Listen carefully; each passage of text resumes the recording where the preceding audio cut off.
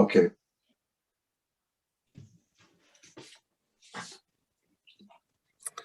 Call to order the meeting of the Minnehaha Creek Watershed District Managers, September 23rd, 2021.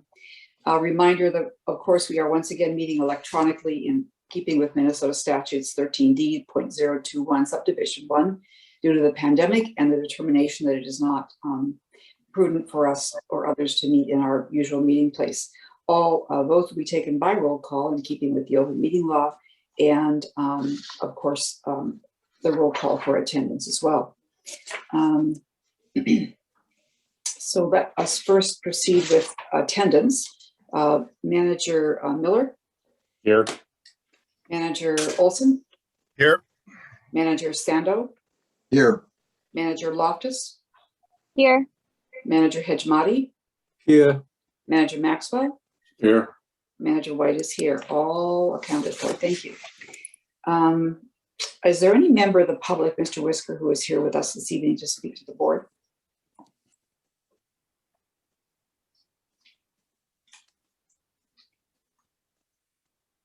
It appears so, President White. I believe everybody here that is not staff, board member, or otherwise recognizable name is with our design team. Okay, thank you. The next item of business is approval of the agenda. Is there a motion to approve? Move approval. I'll take a motion from Manager Miller, and was that Manager Olson? I'll take a Yes. second from you. Thank you. Certainly. So voting on approval of the agenda, Manager Maxwell, Aye. Manager Hejmati, Aye. Manager Loftus, Aye. Manager Sando, Aye. Manager Olson, Aye. Manager Miller, Aye. and Manager White. Both aye. Agenda is approved. The first item of business is approval of the consent agenda, which includes the minutes of the September 9th board meeting and the check registers for the general checking account, surety checking account, wire transfers, and one resolution, 21061, a resolution honoring the contributions of Craig Church Ward to the balanced urban ecology. Is there a motion to approve the consent agenda? Maxwell moves. Thank you, Manager Maxwell. Is there a second? Hejmati, second. Thank you, Manager Hejmati. Once again, voting on the consent agenda, Manager Maxwell, Aye. Manager Olson. Aye. Manager Loftus, Aye. Manager Sando, Aye. Manager Miller, Aye. Manager Hejmati, Aye. Manager White votes aye. Consent agenda is approved. By way of President's report, I have not had meetings related to the Watershed District report on the last 2 weeks, but I do have an update from Maud, which is that the decision has been made to have the annual meeting be virtual and not in person at Arrowwood. More details to follow, and of course, staff and consultant are quickly working to make the transition. Manager Miller, can we have a planning and policy committee meeting report? Yeah, we had presentations on the rule revisions and the responsive program, and great progress has been made on both, and it'll be several months before we actually have a final recommendation for the board, but the staff's interim report was well done and at this point fully supported by the board. Thank you, Manager Miller. That was a good meeting. Manager Olson, Citizens Advisory Committee report. Thank you. The CAC got together and had a robust discussion regarding the same subjects we discussed tonight. They vetted the responsive model and permitting alignment. Presentations are put on by Becky Christopher, Kate Moran, and Addie Ernst, and a lot of good feedback from those folks. The other thing is that we gave them a further details about the 30% base project that we have with 325 Blake Road. We talked about the board unanimously approving the budget, and also the ADA projects that are the finishing touches on both Arden Park and Wasserman Lake Preserve that are going on right now. So we had a lot of positive feedback and a lot of good support from the CAC. Thank you. Thank you. The upcoming meeting and event schedule is shown in the agenda. We have meetings on the 1st and 3rd Thursdays of October for both committee and board. And Metro Mod meets October 19th. Manager Hitchmati is the assigned liaison. I believe we're still asked to notify Ms. Johnson if we're going to be attending in case we need to notice it. But keep that in mind if you plan to attend, in addition to Manager Hitchmati. Under permits, we do have a permit number 21496, the 6 Mile Marsh Prairie Trail and Interpretation, and Ms. Ernst will present. Everyone.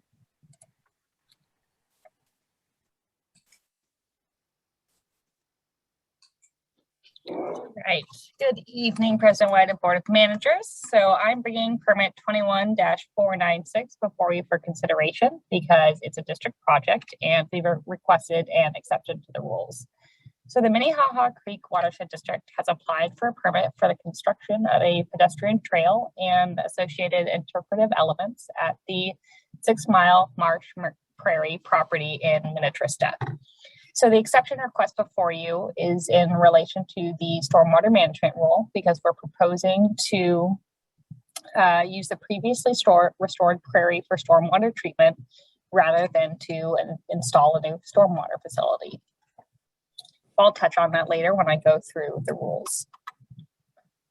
So, like I said, I'm going to be running through an overview of the project, including the proposed changes, rule triggers, compliance, the analysis of that exception, and then finally, I'll make a recommendation on the permit.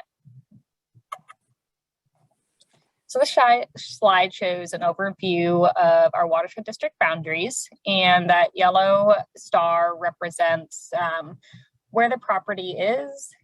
And then on the right-hand side, you can see a closer-up version of the size of the property. And so it's located in the 6 Mile Creek Halstead Bay subwatershed and in the southwest corner of the city of Minnetrista.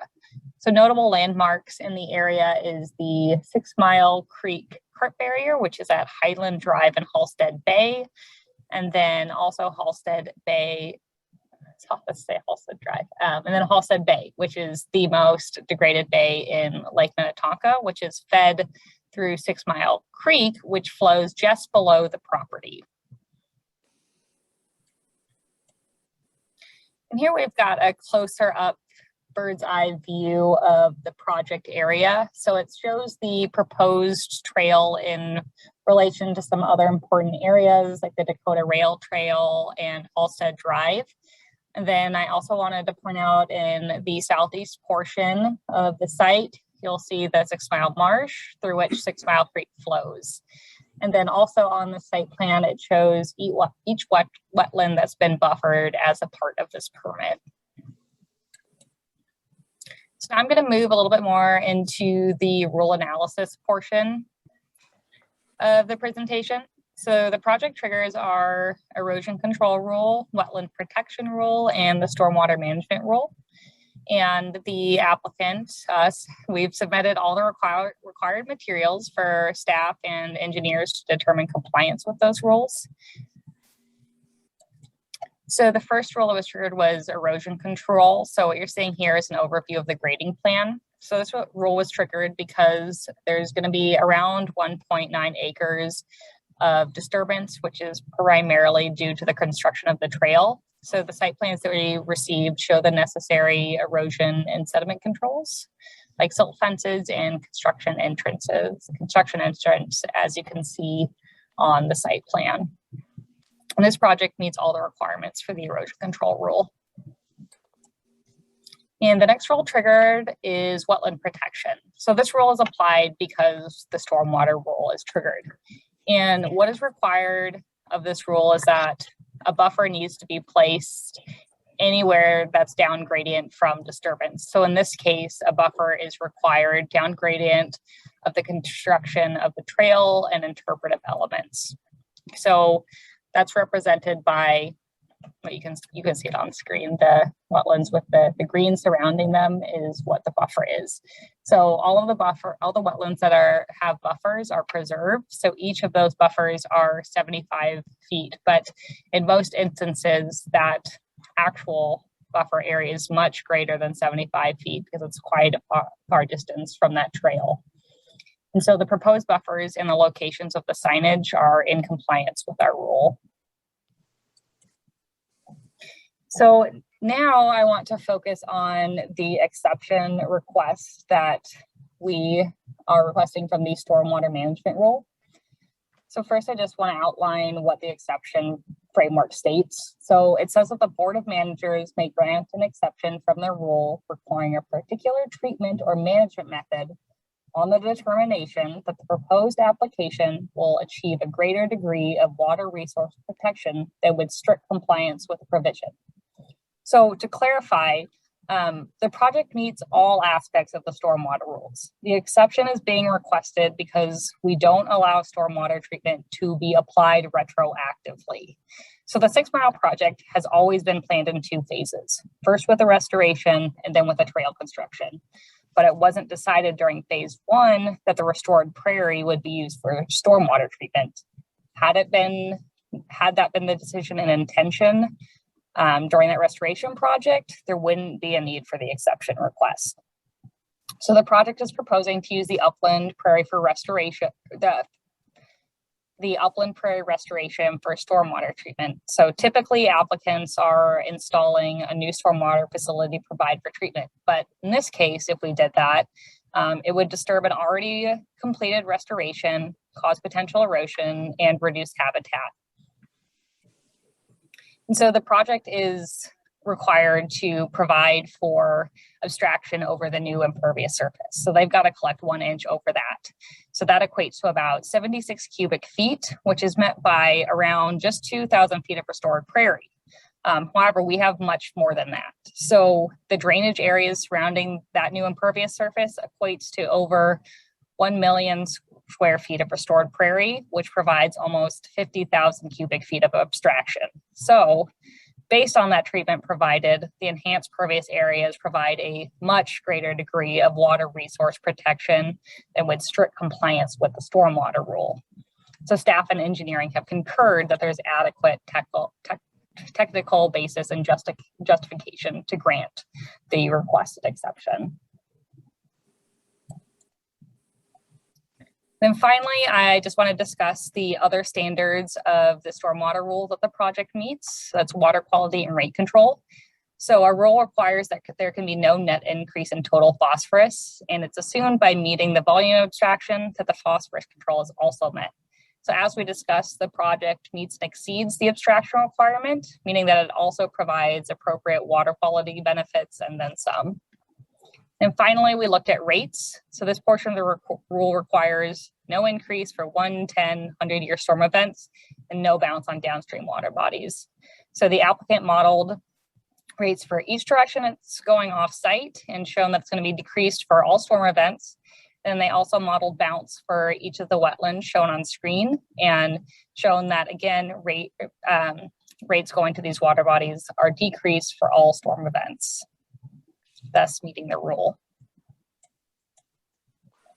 So in summary, the project meets the district rules with exception to the stormwater management rule, for which an exception request has been made. And to reiterate, the project more than meets the stormwater rule. The exception is being requested because the restoration is being applied retroactively for treatment. Prairie restoration provides volume abstraction far above than what is required and meets the exception standards. With that in mind, I'm recommending approval of the permit with the condition being board approval of the exception request and submission of the NPDES permit number and responsible contractor information. And from here, I'm going to open it up for questions from the board. Thank you, Ms. Ernst. May I first get a motion to approve the exception to the stormwater management rule? Manager Sando, so moved. Thank you. Is there a second? Hejmati, second. Thank you, Manager Hejmati. Are there questions for Ms. Ernst on the exception? Hearing none, we'll proceed to voting on the exception. Manager Olson, Aye. Manager Miller, Aye. Manager Maxwell. Aye. Manager Loftus, Aye. Manager Hishmati, Aye. Manager Sando, Aye. and Manager White votes aye. Okay, with that done, is there a motion to approve the permit with the exception and the other requirements as stated by staff? Hishmati. Thank you. Is there a second? Loftus second. Thank you, Manager Loftus. Any questions or comments, any discussion before we move forward to the vote? That very well, then Manager Hijmati, Aye. Manager Olson, Aye. Manager Miller, Aye. Manager Maxwell, Aye. Manager Loftus, Aye. Manager Sando, Aye. and Manager White votes aye. Thank you, Ms. Ernst. We have approved the permit.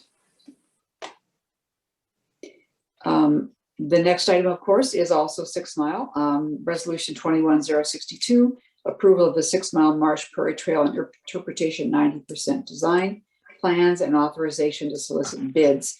Looking to Ms. Dominguez Lee. Thank you, President White and managers. Can everyone see that title screen? Yes. Great. So yes, returning to the 6 Mile Marsh Prairie Trail Interpretation Project, staff are also seeking approval of the 90% design plans and authorization to solicit bids for construction of the trail interpretation. I'll note that Jake Halsey from Damon Farber Landscape Architects, the firm leading design, is on the meeting this evening and will be available to answer any questions that the board might have about the 90% design plans.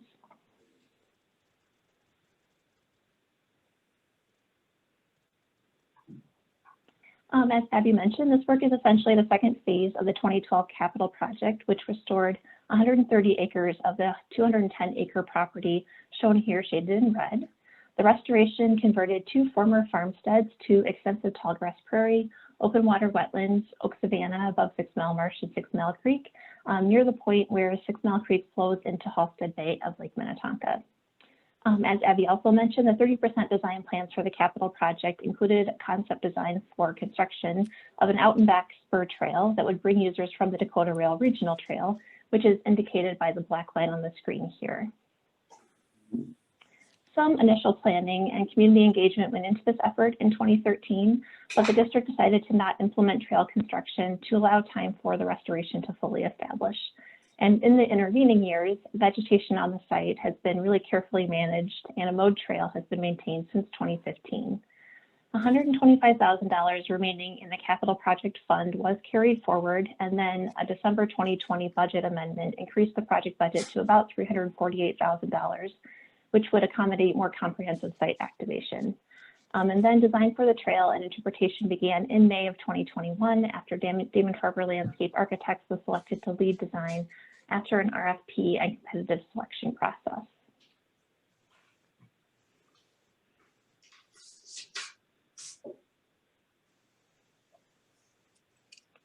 Following that early design guidance provided by the PPC in January, staff worked to guide design development of the interpretation under these primary considerations. First, for interpretation, that because the expansive site can feel overwhelming, it will be important to create meaningful engagement with observable elements of the site. Second, that interpretation should really follow the same high design standards that was set within the Wasserman Lake Preserve, but be customized to this unique site. And third, that we should reinforce the connection to 6 Mile Creek Halstead Basin watershed as a whole. And the trail design has been guided by these specific goals. First, that the trail should offer users a really well-rounded experience of the site while limiting overall site disturbance. That the trail should create an optimal walking loop of about 3 miles, which can be accomplished with regional trail connection. We are guiding the design toward accessibility. As design progressed through the summer, staff began to hear some repeating themes in feedback and input from our project partners, the community, and the Board of Managers. And that feedback included the need to preserve the unique character of the site. In its current state, the property really is beautiful and wild, and we heard that the trail and interpretation shouldn't overpower that natural character and really preserve what people really highly value about the site. We also took into consideration that the amount of interpretation should be proportional to the length of the trail and the area which the trail covers. With that, we needed to be able to recognize the most important and powerful areas of the site, consider how much the site how much use the site will receive, and what uses of the site might be desired. We also know that sometimes projects can be designed to a budget, and we needed to avoid that pitfall. And lastly, it's important that both the trail and interpretation should be designed toward accessibility. Staff and the design team have really closely considered this input and incorporated it into this design direction. First, in response to the need to preserve the rustic character of the site, design as a whole has a really light footprint with a moderate trail length and then 3 small areas of interpretation. The design team has been able to lay the trail in really well along the existing contours, and the method of construction that will be given to our contractor will be to cut in the trail and use that cut material to connect the grade of the trail to adjacent contours, which will limit disturbance, limit the use of a stockpile, that sort of thing. It also balances cut fill on the site, so the site will not have site material removed or brought in. And as you learned during the permit presentation, the restored prairie will be used to provide the needed stormwater treatment for the new impervious surfaces, so that a new facility will not be needed, further limiting disturbance. And additionally, the full required wetland buffer will be maintained. In consideration of keeping the level of interpretation proportional to the trail length and the area that it covers, staff have really closely considered what best suits the site. Because of the rich cultural history of the site, the diversity of its habitats, and the sheer space that's in the viewshed of the trail, the potential for interpretation is really quite extensive. However, our sense is that we've really found the essence of the site and that the 3 areas of interpretation pull out the key themes of the landscape. The interpretation highlights how water and humans have influenced the site over time and then continue to do so. The trail itself only moves through about 40 acres of the site, but its alignment and the placement of interpretation offer really a much broader experience. And lastly, although we do think we've hit on the right level of interpretation, we have built in some flexibility in both scale and budget of interpretation. The construction bid will be structured with the trail bid as the base and each of the interpretive elements bid as individual alternates. This allows us to not only implement what ultimately rises to the top for interpretation if bid prices are high, it also allows the board to exercise some cost control if needed at the time of contract award. This has led us to these design outcomes. First, as a result of refining the design plan since the 60% design phase, we've landed on interpretive elements at the 3 most essential areas of the site, and those are equally spaced along the trail alignment. The features will be constructed of durable materials that are suitable for a remote site, and the total trail length of the out and back loop is approximately 1.5 miles. If users are interested in a longer trail route connecting to the regional trail, then offers that option. The trail has also been designed under the U.S. Access Board Outdoor Developed Areas Standard, which is sort of the ADA equivalent to outdoor spaces, and that requires trail slopes to not exceed 8 1/3% slope. The trail is also designed with slight dips and crests, which are gentle undulations to divert water across the trail. And this has been recommended by DNR trail guidelines to sustainably prevent erosion on remote natural surface trails. The trail is also of a modest length, but does reach many diverse points within the site. The overall outcome of the design process is seen on the site plan here.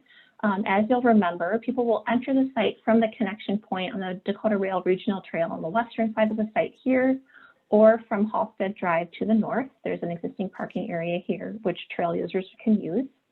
The trail brings users to this high point, this first interpretive node here, which is about 50 feet above the elevation of 6 Mile Marsh.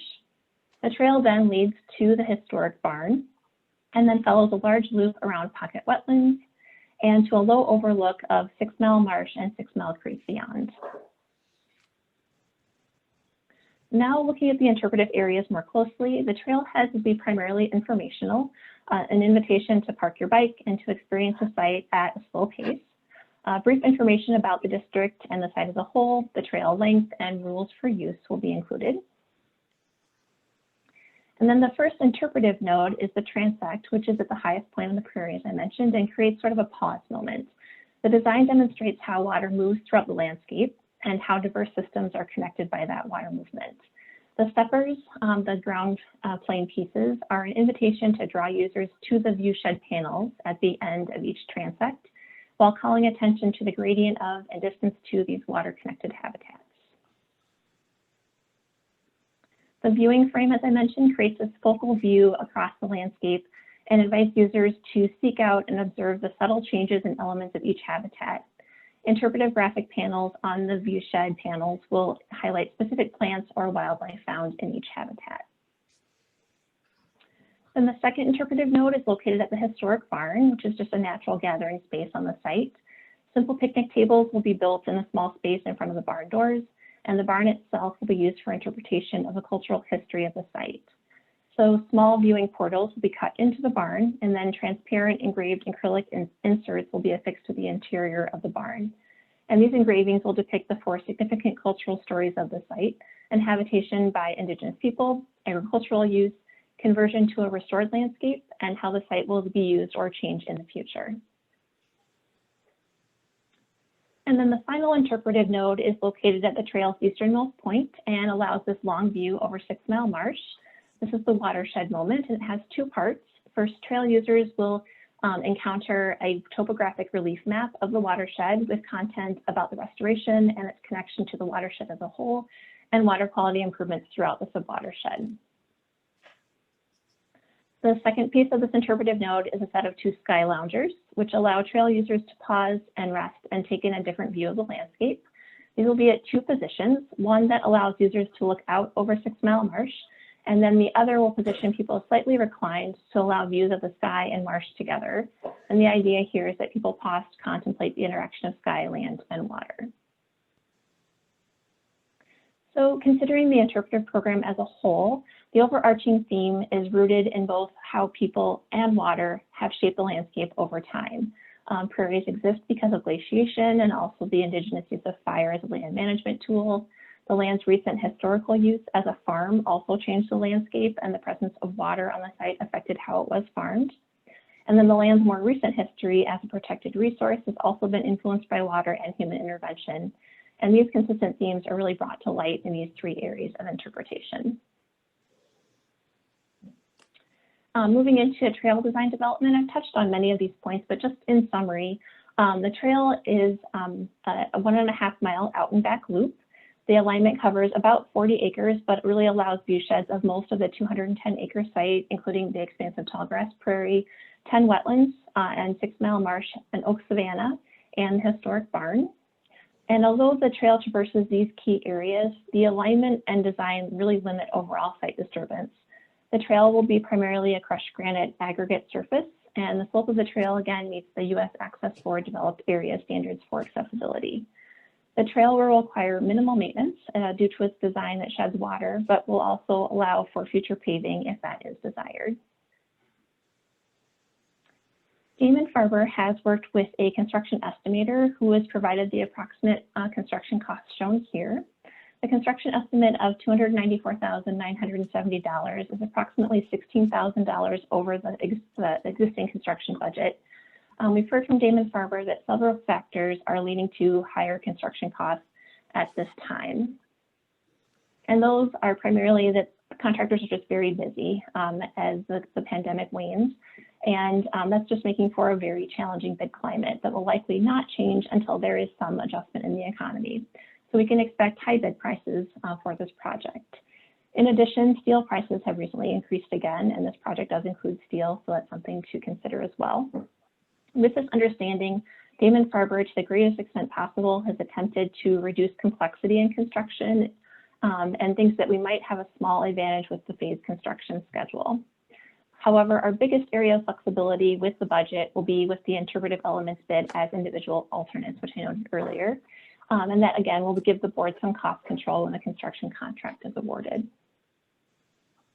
And lastly, I'll just touch on the timeline. The design team will look to finalize the construction documents within the next week or so, and then have bid solicitation begin in early October. We hope to bring a recommended contract award to the Board of Managers at the second meeting in October on the 21st. And then we'll look to late fall 2021 or spring 2022 construction of the trail and interpretive elements to lead to a ribbon cutting and opening to the public in May or June of 2022. And I can take any questions. And like I mentioned, Jake Halsney from Damon Farber is here as well. I can't answer your questions. Thank you. May I have a motion to adopt resolution 21062? Olson, move approval. Thank you, Manager Olson. Is there a second? Second, Miller. Thank you, Manager Miller. I see a hand raised. Manager Olson, go ahead. Laura, how many sky loungers are planned? Manager Olson, managers, there's two. They're set kind of side by side off of it's essentially a little bit of a spur trail off of the main trail. Okay.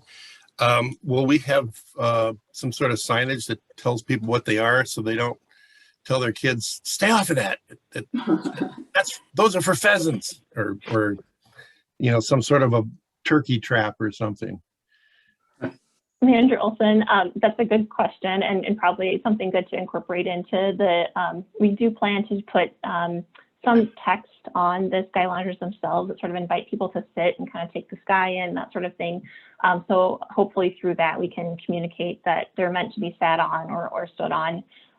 It is I think it'll be an obvious interpretive area with the sign adjacent to the sky loungers. So hopefully people do use them as needed.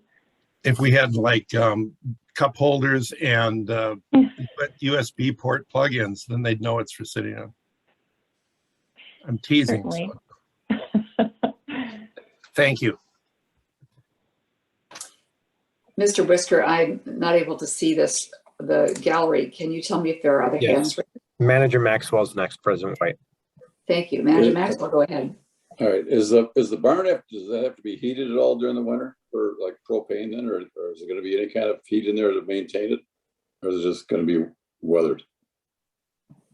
Manager Maxwell, managers, the barn is currently very bare bones. It's not heated at all. The gathering space at the barn is really intended just for outdoor use. The picnic tables in front of the barn and the viewing portals are essentially just a visual element.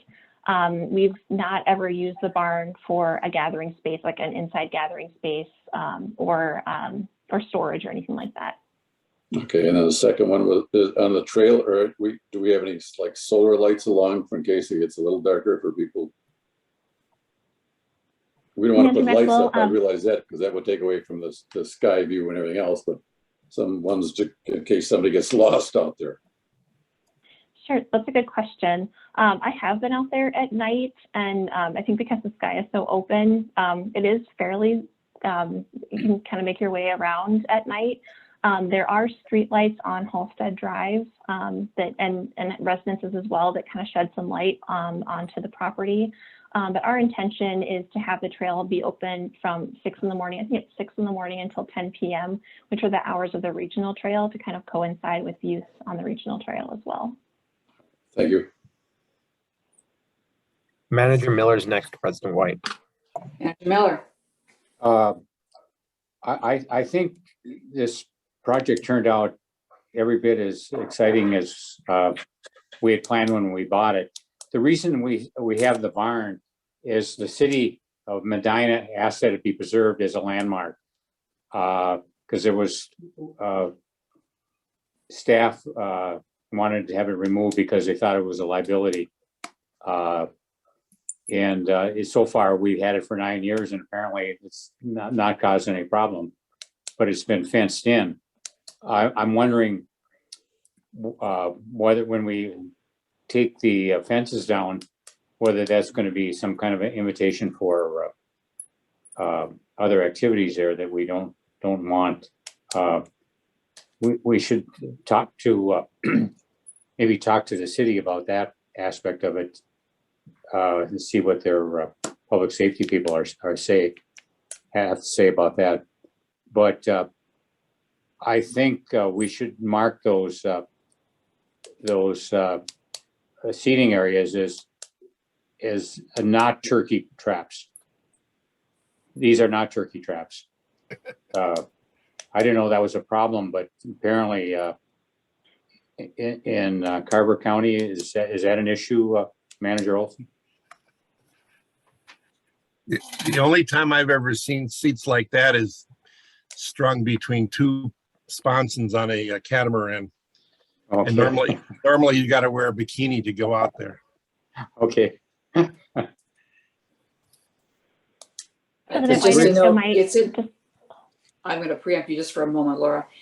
It's the city of Minnetrista that the park is located in, not Medina. Oh, okay. Excuse I me. said park, but the restoration area. Go ahead, Laura. Thank you, President White. Manager Miller, I just wanted to offer a couple pieces of clarification to what you said. First, that the barn is not currently fenced in. It might have been early on in the capital project, but that fencing has since been removed. That was probably before my time. And we have had some issues of vandalism to the barn. Primarily, people will pry open the one operable door, the door that is locked from the outside. And we've taken some steps to reinforce that door. But I think we'll have to do more of that once the site is more open to the public. As it is in its current state, it just has a padlock on it. And I think we'll have to do something that's a little more robust to prevent people from getting in there. I think once people open the door and see that there's absolutely nothing stored inside the barn, their interest is lost, but it has happened a handful of times. Thank you. Any other questions? Well, this is exciting to see come to this place. Voting on adoption of the resolution. Manager Sando, Aye. Manager Loftus.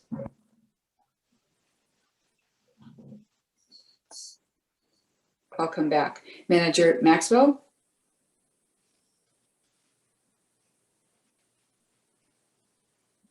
Manager Miller. Aye. I too, I had it. Thank you. Thank you. Manager Olson, Aye. Manager Hejmadi, Aye. Manager Loftus. I'm looking at the participant list and either she exited voluntarily mid-meeting or had an IT issue and got booted. Okay, thank you. And Manager White votes aye. The resolution is adopted. Thank you very much, Ms. Dunn Magistrate. Thank you. The next business item is Resolution 21062 concerning the Blake Road restoration. I'll turn to Mr. Sherman and Mr. Heyman. Thank you. I'm just going to bring up my screen and I'll ask that everyone confirms that they're seeing what I'm showing. Yes. Yes. Yes. Great. Well, thank you so much. I'm very happy to be here this evening with everyone as we are reaching a very exciting milestone on the 325 Blake Road project. So if everyone can sort of go back in their memories, it's been almost a year to this date that we signed a cooperative agreement with the City of Hopkins to start exploring how we would work together to restore and redevelop the site. And it's also been about 9 months of intensive design work, as well as preparing for the selection of a developer. So that's why I say it's pretty exciting to be here this evening as we are going to be presenting our schematic design. So we've actually come a long way in a pretty busy year.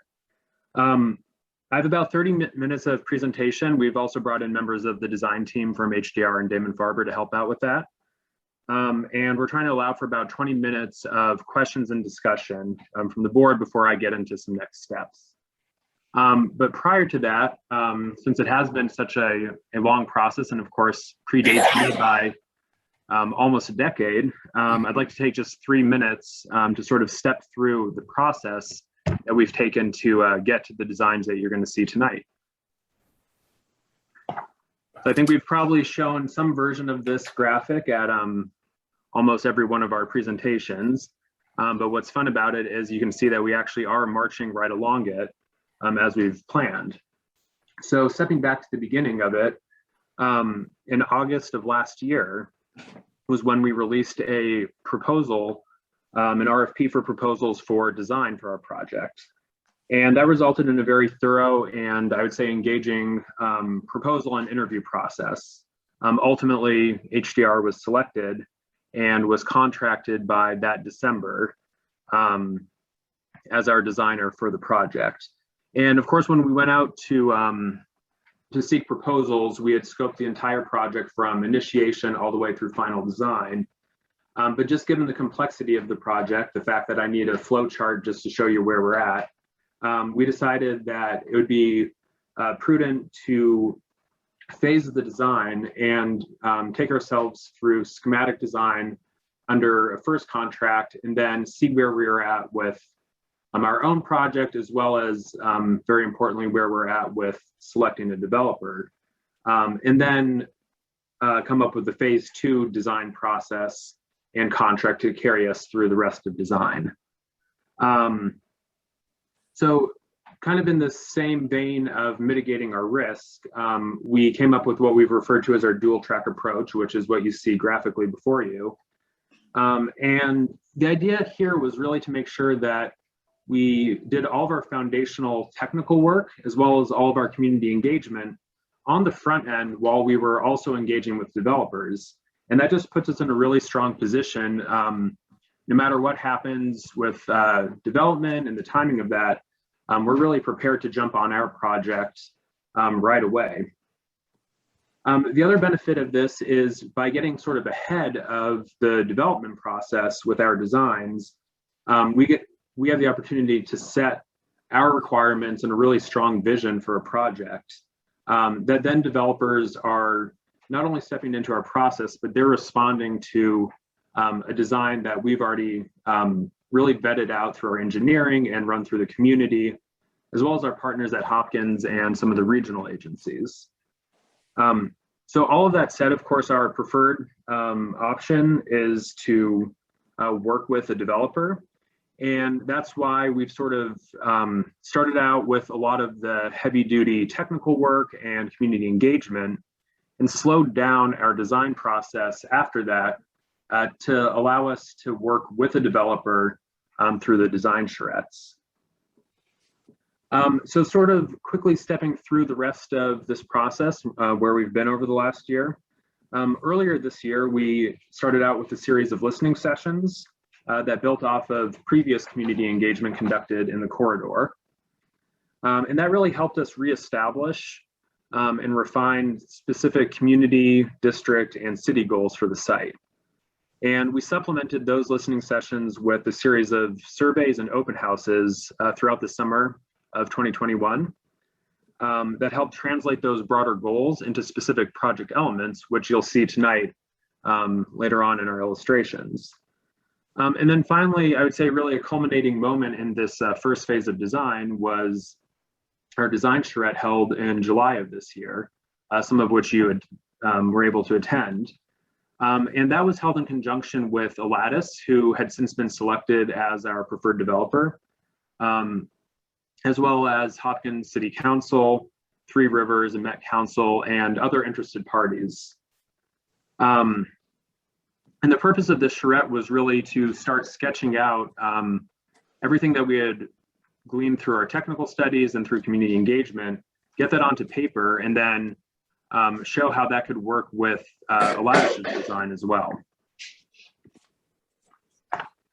I think it's also important just to sort of actually recognize the board and remind everyone of how the board has been involved in this project process from the beginning. So the board was obviously highly involved in the selection of HDR as our design consultant, but also actively participated in those listening sessions I mentioned, and of course has given feedback and helped us really set direction throughout a series of committee and board meetings over the last year. Also, 3 board members have been appointed as liaisons to the design process specifically, and they've really been able to provide an additional level of review and strategic guidance to staff in between those sort of formal project check-ins. And then, as I mentioned, of course, there was direct involvement by those liaisons in the design charrette. And I think that what you're going to see tonight as far as schematic design is really just a refinement of a lot of the design ideas that you've already seen at previous presentations.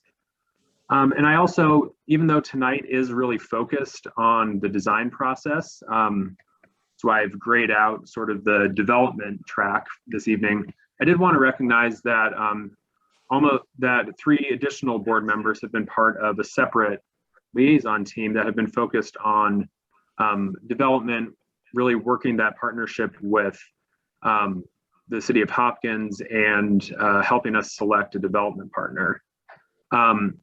So through all these various activities, of course, the entire board has been involved, but nearly the entire board has also been involved, I would say, almost on a day-to-day and really staff level basis, working hand in hand. And that's helped us as staff as well immensely.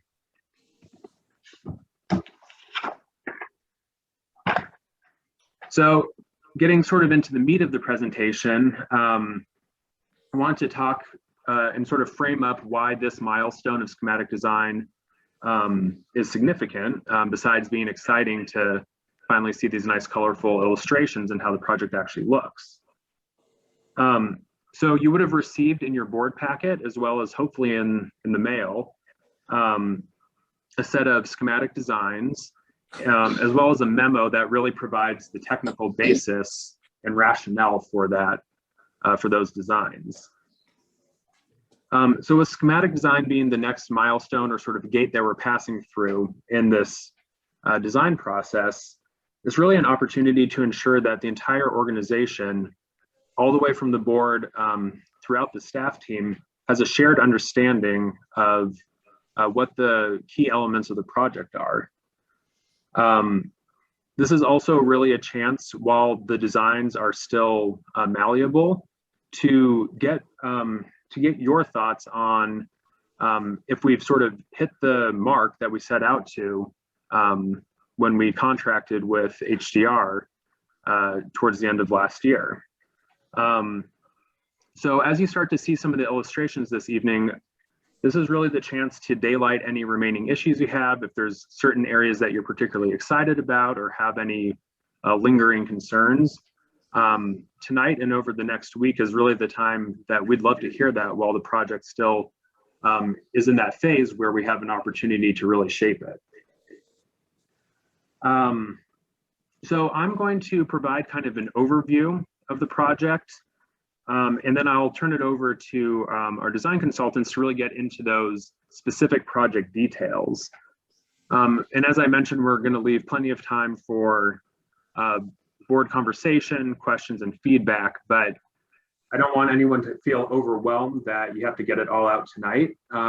We'd like to give you until next week to give us any sort of detailed comments in writing. Tonight is really that chance for sort of the public discussion and having any discussion with colleagues or staff that you'll find helpful in formulating those more detailed comments. So with that, I'd sort of like to step through the overall project design at a high level. So at its heart, we've really tried to run a process that will lead us to a design that meets all of our water treatment goals, being a watershed agency, as well as making sort of this critical greenway connection between the Cedar Lake Regional Trail and Cottageville Park. We're trying to accomplish all of that while still creating the rest of the site in such a way that a developer could easily plug into what we've already designed. And the benefit to this approach is we're really able to run with our project full steam ahead and still have the opportunity to work with the developer at any time. And sort of key to doing this was establishing a strong set of baseline performance criteria. We know exactly what we need to do to treat the quantity of water that we're bringing onto the site to regionalize. And we know where the key connections on the greenway are. And then any future development would really be able to layer on top of our design. So you would have seen probably a similar iteration to this coming out of the design charrette. We're calling this our baseline alternative. That really just means that this is what our project would look like if we were to build it prior to knowing what developer we'd work with. And this was really truthed out during that design charrette, which showed that our idea actually works in practice, where we're able to accommodate a large stormwater pond and a really nice greenway connection with activity nodes while still working with the developer. I did also want to use this slide to briefly point out some of the constraints that are just inherent to this site, some of which stem from the fact that it's a triangular site, so the the corners are relatively pinched. Location of the stormwater pond here is really dictated by the elevations of the site itself. And as you'll probably remember, the stormwater diversion pipes that are bringing in that regional stormwater have already been designed and constructed. So those pipes are fixed in their location and empty water in at a set elevation. So that's really what's driving the location of our stormwater pond here. I also wanted to draw people's attention to what's the northern corner of the site. We've sort of oriented the illustration here on its side. So this is where Lake and Blake Road come together. And by maintaining a secondary access to the site on Lake Street, we just sort of have a pinched area where our Greenway Trail meets Lake Street. And I'm just pointing that out because this sort of holds true and is maybe exacerbated a bit when we start to bring in a developer. But these are sort of the constraints that we're working with under any conditions. Now I'm going to turn over to the what we've called the Aladis alternative. And you're going to notice right off the bat that it's very, very similar to our baseline alternative. The main difference obviously being where we've layered in the developer's concept. This is sort of by design. As I mentioned, our goal is to create a project that meets all of our needs and then allows a developer to plug in and sort of work with us to enhance the site. This illustration shows the additional opportunities and constraints that are presented by working specifically with Aladis's proposal. And I've sort of highlighted in this reddish color here, where we're noticing, this is probably going to be our main area that we have to work through in collaboration. So this is the western edge of the stormwater pond. And as you can probably see outlined in gray here, this is where Aladis is proposing to have their restaurants, as well as the backside of some of their residential buildings. This is, of course, just a draft, and we're constantly iterating with them. But this is going to be sort of an area that you'll probably hear discussed again as we work with Aladis to figure out how to resolve this western edge of the ponds. And likely what would happen is, we have the opportunity, in order to work that more urban edge, if there are restaurants coming in, through the use of retaining walls and pumping and sort of hardscape, we're able to shift the geometry of the ponds to accommodate that development. But crucially, we will have already established exactly what we need to do to treat our water to the standards that we desire. And the developer will be required to make up for any loss in stormwater function in our ponds up in their development. And you'll see on subsequent slides where I've highlighted sort of the overall stormwater system, but I just wanted to highlight that this is one area of the project that you'll likely see the geometry shift as we continue to work with Aladis. Really, the main takeaway from both of these slides, however, is just to demonstrate to the board that through this intentional early planning, we're really in good shape to advance the project with or without a developer, which is exactly where we wanted to be about a year ago when we embarked on this whole endeavor. So the next series of slides, I want to step through sort of groupings of major project components. And again, this is going to be at a high level, and you're going to see this presented by HDR and Damon Farber in just a moment in a lot more detail. But I mostly wanted to highlight how different elements of the project work together. And this would also influence how we're thinking about project phasing, when it makes sense to bring different elements of the project online. So again, as a water agency, obviously our first priority is treating this vast amount of regional stormwater that's coming to our site.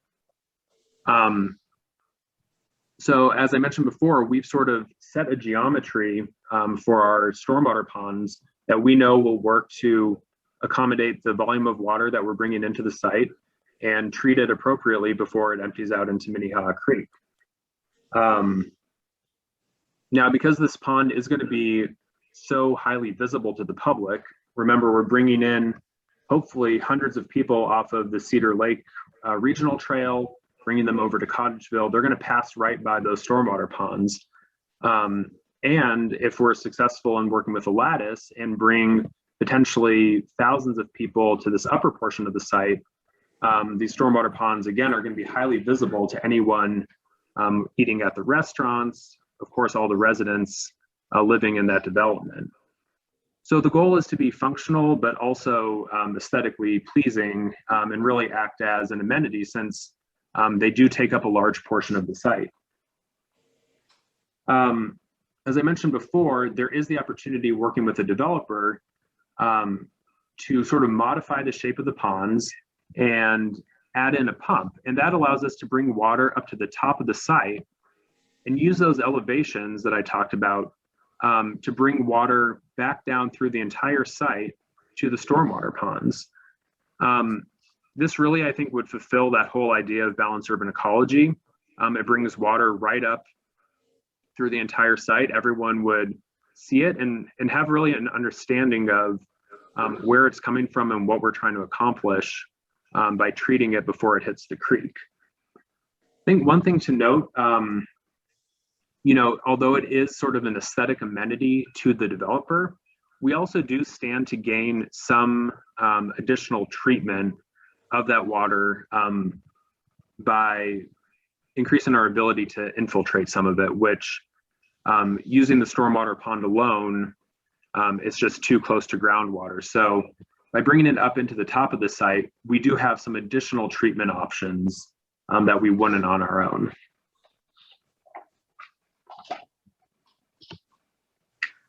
As I mentioned, really a second priority is that connection of the Greenway from Cedar Lake Regional Trail all the way to Cottageville Park. And I say that this is also a core priority because it's leveraging all those existing investments that we've made in the Greenway, and of course, that regional agencies have made in the regional trail system. So at a high level, our plan shows a bituminous trail running from Cedar Lake Regional Trail over to Cottageville Park. Also part of this Greenway, I do want to point out, is on either end, we have sort of a trailhead or kiosk or gateway that welcomes people into the site, sort of beckons them that there's something interesting here to see. And we're considering those bookends to be an important part of the Greenway because without them, it's unclear if people will recognize that this is, that there's a trail extension and that this is an area that we are indeed trying to draw people into. And then of course, beyond those gateways, wayfinding in general, signage where appropriate is going to be important to let people know that we've brought an extension of the trail through the site. Now, again, working with the lattice, I think there are additional opportunities to enhance the public realm. Given the number of people that they'd be bringing to the site, there's probably an additional opportunity for some plazas or pocket parks, but that would really be taking place up in the development portion. And our job would be to make sure that the proper trail connections are in place so that anything that is open to the public really is accessible to everyone. And then finally, there's, in addition to this two trailhead or gateway bookends, we've proposed in the schematic design 2 additional activity nodes that just provide additional connection to the creek. And the first area is referred to as the landing, which includes a picnic area and some more contemplative places. We also are proposing a pedestrian bridge crossing the creek over to a nature play area or something for some more passive recreation or reflection. So again, while seamlessly integrated into this design, these 2 portions are probably most relevant once several hundred more people are brought to the site by the development, and there's kids and people there who are needing that additional recreation space. So I'm just priming everyone that to understand that while it is a seamlessly integrated design, there is some opportunity to strategically phase various portions of this. And we're going to get to that later when we touch on our preliminary project budget. So I want to pause for a moment. I know I've covered basically a lot of history on this project and then a high-level overview. And I'm going to stop sharing my screen, and as I transfer this over to Andrew and Andrew from HDR and Damon Farber, I thought I'd pause and take a moment if people have any questions on what I presented so far.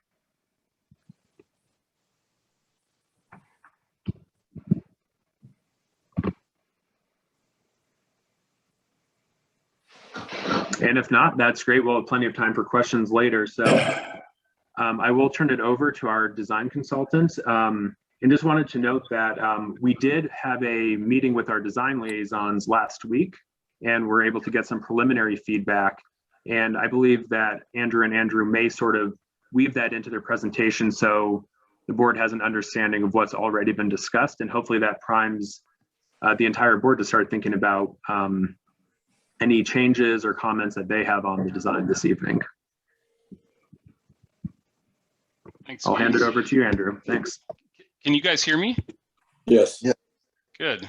Okay. Well, thanks everybody. Andrew Montgomery, are you on as well? Yes, I am. Okay, great.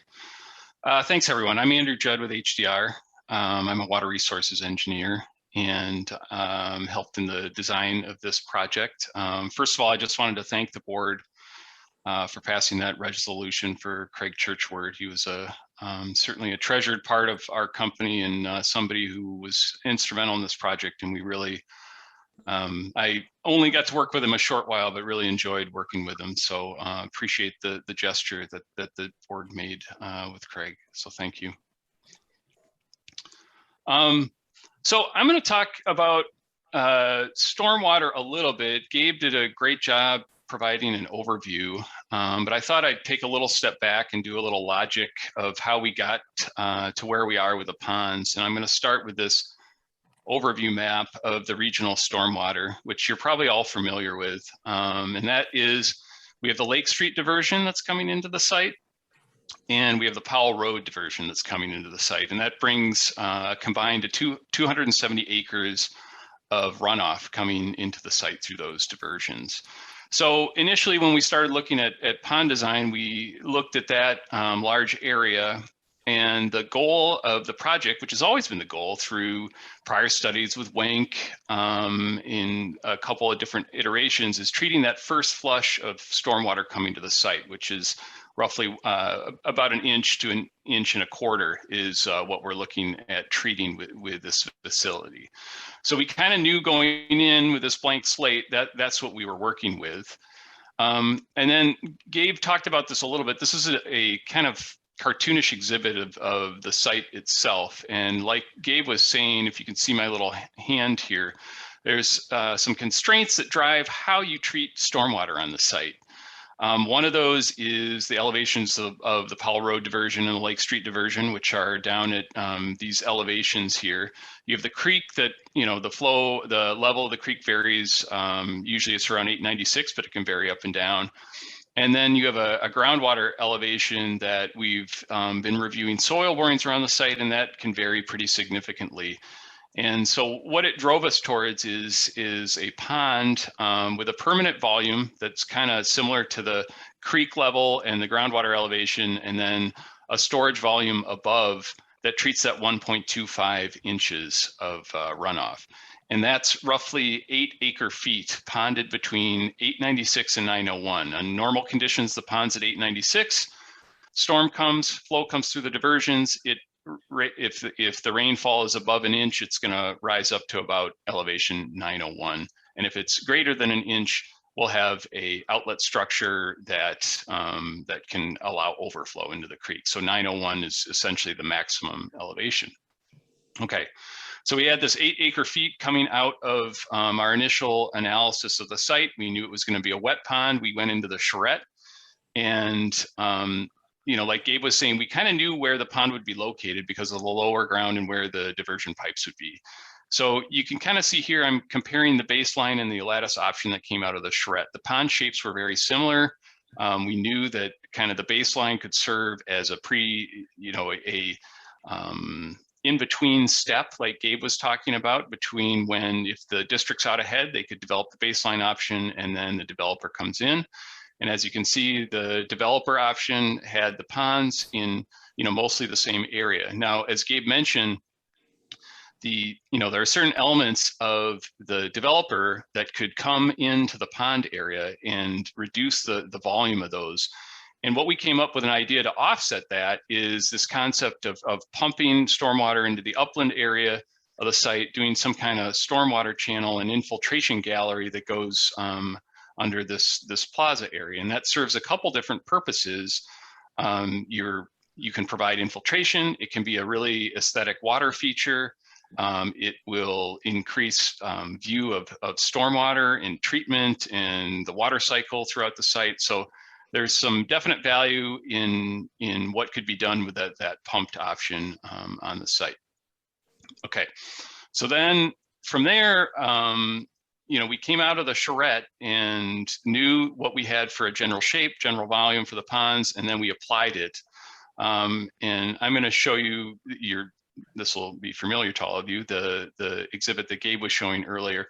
And essentially, you can see the stormwater ponds came out with a similar shape to what we were talking about in the charrette. Again, we're talking about this 8 acre-feet of treatment volume. That was the original objective of the site, to treat that 1.25 inches, and it's continued through this design process. So I'm going to turn it over to Andrew Montgomery in a second to talk about the other features of the site. But in regards to the pond and some of the things we're thinking about here, I'll just give you a quick overview of kind of some of the items, some of the design elements, and also some of the things we're thinking about as we move towards 65% design. Obviously, maintaining that volume is key, whether it's in the baseline option where we preserve the volume just within the stormwater ponds, or if we offset some of it, if the developer comes into the ponds a little bit with a pump treatment option up in the upper area of the site. We want to maintain elevations of the pond itself, kind of that 896 to 901. That's the key to us getting the storage volume we need, and also providing a good discharge elevation into the creek. We want to provide the pond with somewhat of a natural shape. We don't want it to be a square or something where when people come to it, the first thing they think is that's a man-made stormwater pond. So there's a variety of ways that we can do that. We tried to kind of bend it a little bit, give it a more natural look to it, also doing some different plantings and other things. We definitely want to provide maintenance access to the pond and the various features of the stormwater pond. So you can see the Creek Greenway Trail here. Well, that's also going to be wide enough to accommodate vehicles to come down, and there'll be ramps that, the general public won't probably be able to see that they're there, but there'll be kind of a ramp that comes down. And what we've created is let me just, I'll go to the kind of our engineering drawing here. So this is, and these are kind of the slopes on here are look a little extreme. They aren't actually this steep. 3-to-1 is very traversable and mowable. But the concept that we're going with is that you have kind of flatter bench near the water elevation. And what that allows is vehicles can drive around the outside of the pond itself. So we're trying to think a lot about maintenance and access and future upkeep of the pond and its appearance, and making sure that the site essentially provides all of its treatment goals well into the future. So that's kind of another key thing that we've been talking about, and we got several comments from maintenance personnel from the district, and we'll be continuing to communicate with them as we move forward. And then the last thing I just wanted to highlight is this weir that separates the two ponds. You have the Powell Road storm sewer coming over from the south side, the Lake Street storm sewer coming over from the north side. And the Powell Road has a much larger area, and we're expecting there to be a larger sediment load. So what this pond does is it kind of serves as a sediment forebay, which is kind of something that is a best practice when you're doing stormwater ponds. So this end of the pond may need more frequent maintenance, but it keeps the north pond in better condition, more aesthetic looking, and that's actually where the outflow is. So by doing that, you actually improve the water quality. So there's multiple purposes to this weir. And also, during a storm event, the ponds are going to be at a slightly different elevation, about a 1 foot difference. And so we're looking at ways we can kind of make this into an aesthetic feature, so it can kind of be a neat thing for people to see as the ponds are overflowing, because obviously it'll discharge during rain events, but then the storm sewer keeps flowing, so it's not just going to be a short little overflow. It may go over several hours, and if the developer comes in and starts pumping, there's opportunities to have continuous flow going over this weir. So those are the things we're thinking about with the stormwater pond, which is kind of the foundation. And then we've got a lot of these nice amenities and other things surrounding it, which Andrew Montgomery can talk about with Damon Farber. Excellent. Thank you, Andrew. Good evening, members of the board. It is my pleasure to be here with you tonight and share progress on 325 Blake. Just a little bit of housekeeping. We have reoriented the plan here, and that was to shift our thinking towards the creek. So for the remainder of the presentation, I'll be referring to Plan North, which is the top of the page, Plan East, right, Plan West, and so forth. So I'll cover this slide just briefly. This is the non-developed option, and basically we came up with a loop trail that goes around the pond, and then some aggregate trails that connect out to Blake Road, and then some pollinator habitat, some rows of trees, and really just a MnDOT seed mix, which is that number 1 there. And that is a little bit of a divergence from the charrette. We were showing some more programmed elements in there, and nursery, I think some urban farm, garden space. And our thought was to pull back on some of that in case the development comes through. We don't necessarily want people attached to some of those elements if it's only going to be there for the short term. We can go to the next slide. This one's fine. So one outcome of showing the trail or the plan in this orientation is it really shows that this trail becomes a pearl or a string of pearls along the creek. And this diagram is showing where different interpretive and wayfinding elements could occur along this greenway. So we'll start with zooming in to the Plan West side on the trailhead, which we have, I can start here. Basically, we have, for wayfinding, we have a trailhead kiosk, which would be the Cedar Lake Trail standard. We also have number 7, which is a creek interpretation option. And really the big move here on this concept is to create a graceful entry into the site. And so you might remember from the charrette, we had this half moon shape. And how we changed that since the charrette is now we have this smooth arc coming off Cedar Lake Trail that bisects that kind of crescent shape with a more elegant entry onto the Minnehaha Greenway Trail. And our thought is that this place is a location for orientation. And then these yellow zones, which is a permeable paver, becomes a space for orientation, people to recognize that there is something down here along this trail. So again, we're really opening up to the site. As you come down the Cedar Lake Trail towards Hopkins, you're just going to have this development and the pond and the creek all open up to you. And then we've cut some sections through here as well. So you'll see section A, which is this first section. You can see Cedar Lake Trail on the left. And then we're using some seat blocks for seating around that plaza. And that plaza is really, again, one of those eddy spaces. And then a 3-to-1 slope down to the stormwater pond. You can go to the next one. And then this section is cutting from Cedar Lake Trail down to the creek. And our thought is that there'll be really nice views downstream and upstream of the creek in this location. So a great opportunity for interpretive signage. And we also want to incorporate some backed seating that's a little bit more comfortable than just a seat wall. So that's our thought for this area.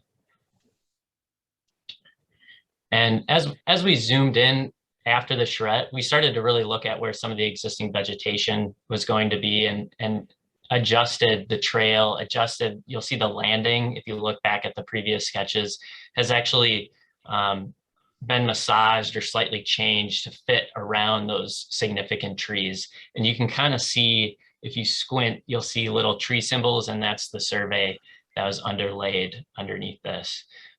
So starting out on number 1, this is an overlook structure. We think there's a great opportunity with some topography there and the adjacency of the creek to have a pergola with a little overlook. And our thought is that this idea of a pergola, which you'll also see in the gateway, could be an opportunity to brand this corridor.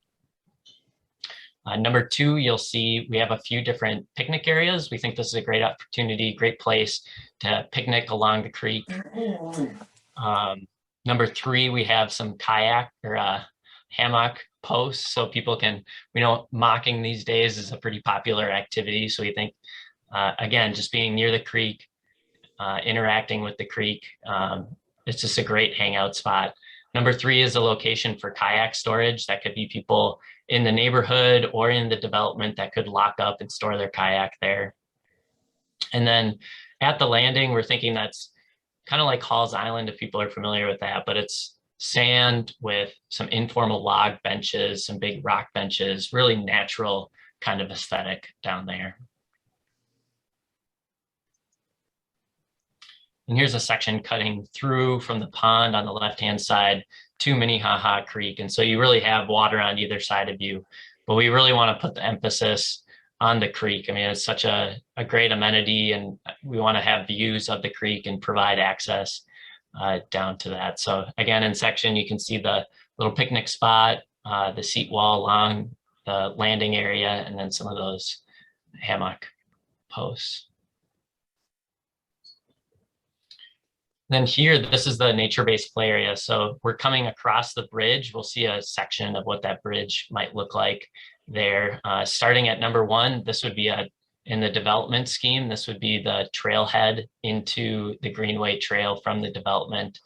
Number 2, we think there's a few locations along the corridor that there's an opportunity to just have a small little contemplative space to view the creek. And I kind of have it in my mind like that could be Craig's bench, a little dedication to him on the project. Number 3, we have creek access, and this is something that came up during the design liaison meetings, that maybe the creek access wants to be more primary in this space or separate from the play area. When we first designed this play area, we thought it would be really cool to integrate the creek with this play area. The charrette, we actually had the trail on the opposite side. It ran planned north side of the play area, and we swapped that. And being so close to the creek, we think having something that's vertical, after drawing this and looking at Cottageville Park, we realized that that tower that we're drawing now looks very similar to Cottageville, but it could be something more whimsical and playful, but just being up higher in the air and having views of Minnehaha Creek, we think would be a really cool experience. You'll also see the separation between the play area and the trail. We're using a deck, and that doesn't, we're calling it a composite deck, so it's not something that requires a lot of maintenance, but it creates kind of a cool edge that doubles as play space, doubles as, you know, a parent could sit there and watch their kids. And it doesn't necessarily have to be deck, it could be planting. I think it wouldn't function the same, it wouldn't have the same amount of porosity, but it also creates that buffer between the walkway and the play area. And the two edges, the plan north, we're thinking along the creek is a little bit more wild, more natural. And then on the south side, we're using a long linear precast bench with wood tops. It has a little bit more of a formal feeling. It's you know, closer to the urban portion of the site. And then thinking about our neighbors, we're also screening and buffing those adjacent properties. So we got a few sections here we can look at. So that's kind of the idea for that play area. The right side is that buffered landscaped space that I was just discussing. And then as we transition to the left, we have the deck, the play area with the tower. And then I think the access down to the creek, that stuff will be finessed in future phases of design, whether or not we want to invite people right adjacent to the play area, or if we want to separate that off and be off the main trail. You can see some of the existing vegetation in that area. Again, we're trying to preserve as much of that as we can through the design. And here's an idea for the bridge. This could be a wood bridge or a steel pre-manufactured truss bridge, but just kind of an idea of what the aesthetic could be and the length that would be required to get from the right side, which would be the development side with a trailhead kiosk, over to the play area. And I think we'd want 8-foot clear for kayakers and such getting underneath the bridge. And then this is the gateway space at Blake Road and Lake Street. We've heard that this is a really important space from Blake Road. As you're driving by, this really announces Cottageville, this trailhead, the greenway. And so the design move here is that the planned south portion, again, is kind of this more wild, natural side. And then planned north is really meeting the urban context and opening up out to the street. And so we are cognizant that this Blake Road is a busy road. There could be noise. And so our thought is that we could use water as public art. It's that big blue dot in the center, and that could drown out some of the road noise, but also create an amenity, something that people can look at. And then we have this curving pergola with hanging benches off of them. And so you can sit there, you have vegetation behind you, and you're looking out towards this public art sculpture. There's been a few ideas thrown out there what that could be. I think Spoon and Cherry has been mentioned, but we've also discussed, is it a splash pad? But splash pad doesn't really seem appropriate being so close to Blake Road. So I think it's probably public art that when there's not water running, it still has some presence, but then also with the addition of water, it can enhance it. So I'm just noticing I want to leave some time for questions. So we'll look at the section and you get Blake Road on the left, and then we're kind of stepping down into the more natural portion of the space. You can see the pergola kind of ghosted in the background, and then this kind of idea of vertical water there. But I think that would be replaced by, well, at least one idea is a sculpture in that location.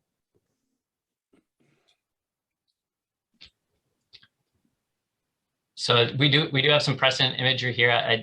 I feel like we should leave it for questions. They're more just kind of sensing images that give you an idea for what the materiality and some of the site elements that I was just discussing, what those feel like.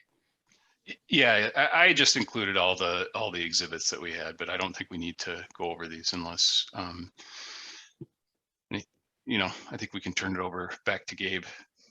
Great. Well, yeah, thank you. And yeah, I think that's right. I did distribute all these materials to the board.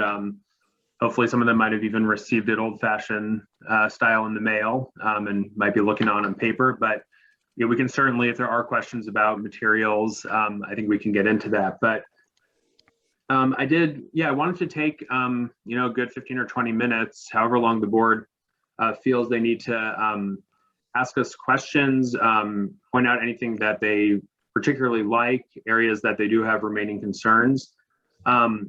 Again, I'll be asking for any sort of detailed written comments on either the designs or the supporting memorandum by next Wednesday. So don't feel like you have to get out every one of your questions or comments this evening. This is really a chance to talk through as colleagues and peers and with staff any thoughts or questions you have. I think we have hit on probably all the main issues that the design liaisons had brought up. Just sort of to recap that, it's really talking about that western edge of the stormwater pond, how we work that with Lattice, making sure that the gateway to the greenway is really a prominent area that draws in people passing by all modes, so on bike, pedestrian, as well as cars. And then something similar over on the trailhead side. Again, we'll have different modes of transportation. It would be train, pedestrians, and bicyclists that we'd be looking to attract into the site. So really maintaining those view sheds. And then finally, this nature-based play area, just figuring out what exactly is the right tone for that, given that they're, it's right across from Cottageville Park. So we will have kids there, but we don't want to duplicate too much. At the same time, if Lattice proposes any sort of play structures within their development itself, we'll just want to be cognizant again that we're providing a variety of experiences for people and not simply duplicating what might exist nearby. So with that, I'd like to open it up to any questions or comments. Manager Miller has his hand up. Yeah, I've got three comments. One, I think we got to be very cautious of how we describe that integration with the development to make sure that we're not committing ourselves to doing capital improvements or maintenance of facilities that benefit them unless we've had a long discussion about it, because giving them the impression that we're willing to accept the costs, I don't think it's a good idea, because all of a sudden everything will get much more expensive. That's number one. Number two, the kayaks thing, I know it's just a small element, but that's kind of, it's not for the general public, and I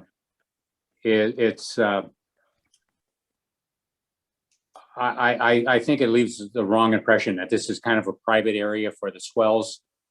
And if the people in the development, want kayaks, let the development provide storage for them. That this is not an exclusive area for the people that live there. This belongs to everybody. And the third comment I want to make is I think we're making a mistake putting up a kids' playground right next to the creek there. It's a small area and it's really close to the water. And I think we should really be careful what we plan there. I haven't got any specific ideas, but I'm just, like at Arden Park, the playground element is quite a ways away from the water. So the little kids aren't all around the water. It's the big kids with the hammocks and stuff that go down to the water and with their tubes and etc. So I think we should really think hard and fast on that element. And the final comment I've got is on the gateway. I like the urbanization of it that you propose. It, a lot of hard surfaces and a lot of attractive materials and stuff. But that should be really significant improvement. I mean, it should be something that people are, make a point of driving by to see it, if not stopping there, because, and I don't exactly, you guys are more trained to figure out what that should be, but I don't think we should limit our ambition on that, because as I've said many times, and I'll say it again, I'm like most people, I consume the environment through my windshield. I don't kayak, and I don't hang in a hammock, and I don't play in a jungle gym. But I think about 90% of the taxpayers in the watershed district will look at this through their windshield, and it could be really exciting, and they could be really proud of it. I don't necessarily think it could end up being a destination point, but nobody will avoid Blake Road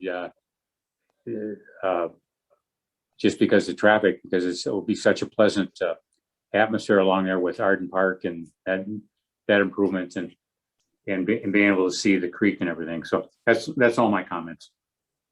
Thank you, Manager Miller. I think those are entirely consistent with what we heard through our meeting with the design liaisons, and I'll just mirror them back out, and then we'll turn to Bill Olson. I think on the stormwater front, being careful about how we talk about that west edge, so that there's just zero ambiguity about what are our capital costs and the developer's costs is front of mind for staff.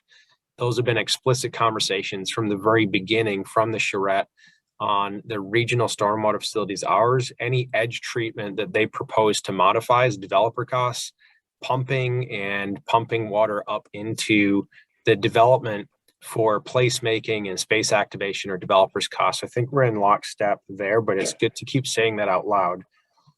The other thing that you'd mentioned is these nodes on the creek is making sure that the design, the proportional emphasis is on them being broadly accessible places that are part of the public realm, not destinations that feel like they're for just the development.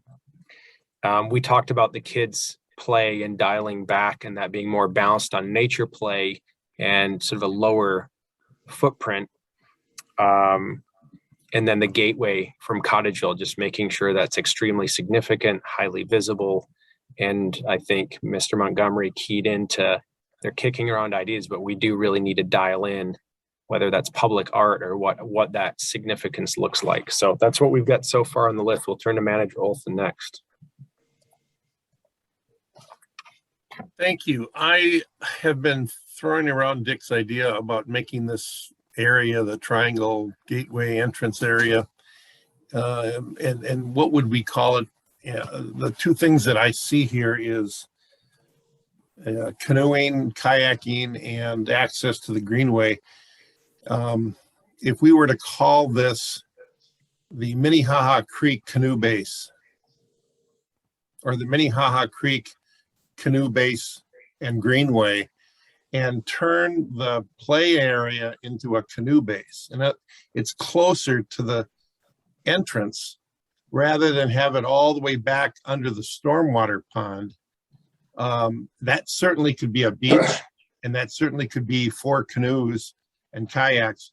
But if this is a canoe base, like Trout Lake in northern Wisconsin has a big canoe base, or Post Lake has a big canoe base, it's a launch off area for a lot of folks, then there would be things like, instead of the play equipment, there'd be canoe racks for people coming down the creek to get off the creek, get their canoe out of the water, throw it on a rack, go to a restaurant, come back, get back on the creek, that kind of a thing. But you'd have to have it close enough so that the gateway isn't, a quarter mile to where the canoes are. It's just an idea. I'm just trying to come up with something that would be announced at that gateway entrance. Thank you, Manager Olson. So some ideas around the gateway to the greenway that, communicate the creek and the significance of the space. So we'll add that to the list. Other board members, questions about the design, concern, points of feedback? President White, then Manager Maxwell. Thank you. From early on, I was really nervous or worried about pedestrians crossing from Cottageville Park to the Greenway area. And so seeing that the crosswalk, the trail through the what's now called the nature-based play area and the bridge across the creek really addresses that concern that I had. So I like that. Great feedback. Any riffs, Sherry, on things that have been said so far, building on that, or we can come back to those too. We got the pedestrian connection is fairly strong between Cottageville Park proper and then this site through the nature-based play. Any other thoughts? I had some thoughts or concerns about the kayaks also, about whose they would be and how many could be there and whether there be any conflict or problems or misunderstandings about that. Right. And there's also a comment in the report about the creek actually being one more mode of transportation to get to the transit. And I think that's a stretch. It's tough to kayak down Blake Road. Well, we kayak to there and walk, but it's. You'd have to have a big rain. Something like. Okay. Well, we can come back as well if people generate more comments. Manager Maxwell, you're up next. All right, I do agree with the other ones that we're talking about, the kayak storage. That doesn't really make that much sense to me right there. I think it's going to be a conflict for a lot of different people, and if somebody comes down and steals their kayak or something like that, who's going to be responsible for it? My question is maybe to Gabe. Gabe, when you're talking about the developer taking that one restaurant, are we going to lose acreage that way, or are we gaining acreage by not doing it? And then so then it's got to do with how much he's paying for the property. Yes, well, I think my overall point about the restaurants is really how they might impact the shape of our ponds. And from the beginning, we've communicated out that we need about 4 to 6 acres to do all of our stormwater treatment, plus bring in a compelling greenway design. Obviously, for this development, which is is fairly dense, they're using up a large portion of that, which is fine. We can still accomplish everything we want and set out to do. Where we do see that conflict, and I think what you're talking about is where those restaurants push up against our ponds. And, there is the possibility that it could shrink the footprint of our ponds by some amount, but then we would be compelling the developer to make up for any of that lost treatment and volume in our ponds up in the development itself. So there's a little bit of give and take. Our ponds would be a little bit smaller, but a developer would be using some portion of their site for stormwater treatment that they might not otherwise be using. Yeah, I just want to make sure that we're keeping our whatever acreage we need to make sure that it's developed the way we want to get it developed.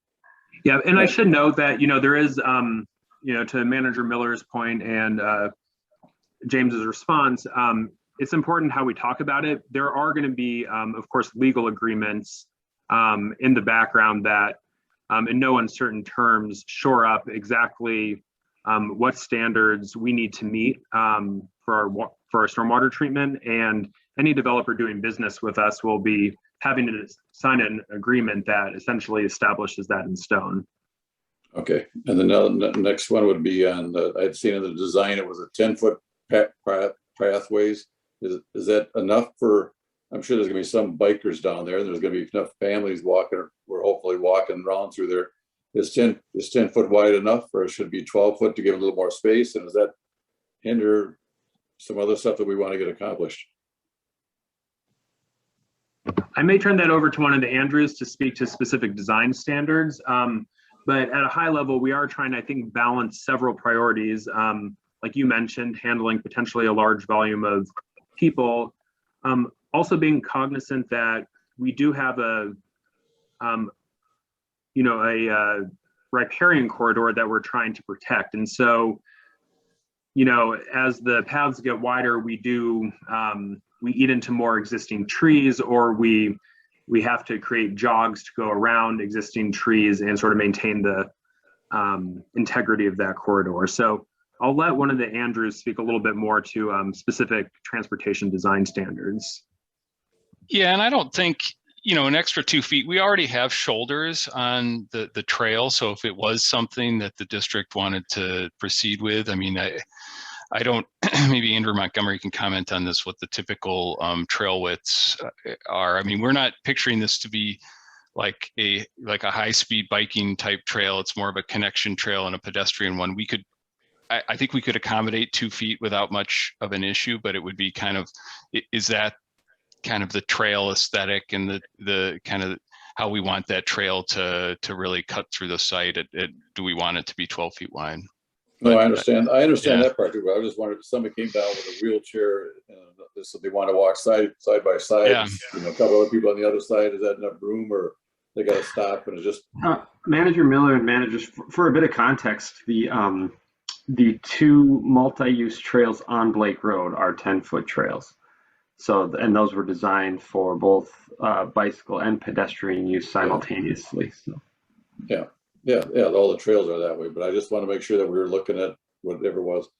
My last one was today, I was talking to some lady that this came in today, and I was talking to her, and she was talking about how she loves walking down there. She's always around down there, then she could see the pond. And I said, well, wait till we're done with it, it's going to look that much better.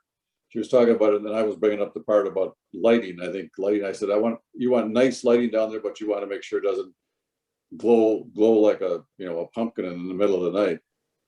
And then she was talking about some lighting on the bridge, or between the Greenway and the triangle part by Cultural Park, where the bridge is right there, is for some more lighting or something like that, and some of the other stuff. So just to look at lighting a little more careful, to make sure that we're not intruding on the businesses or the homeowners or something like that. That we're not getting complaints about that.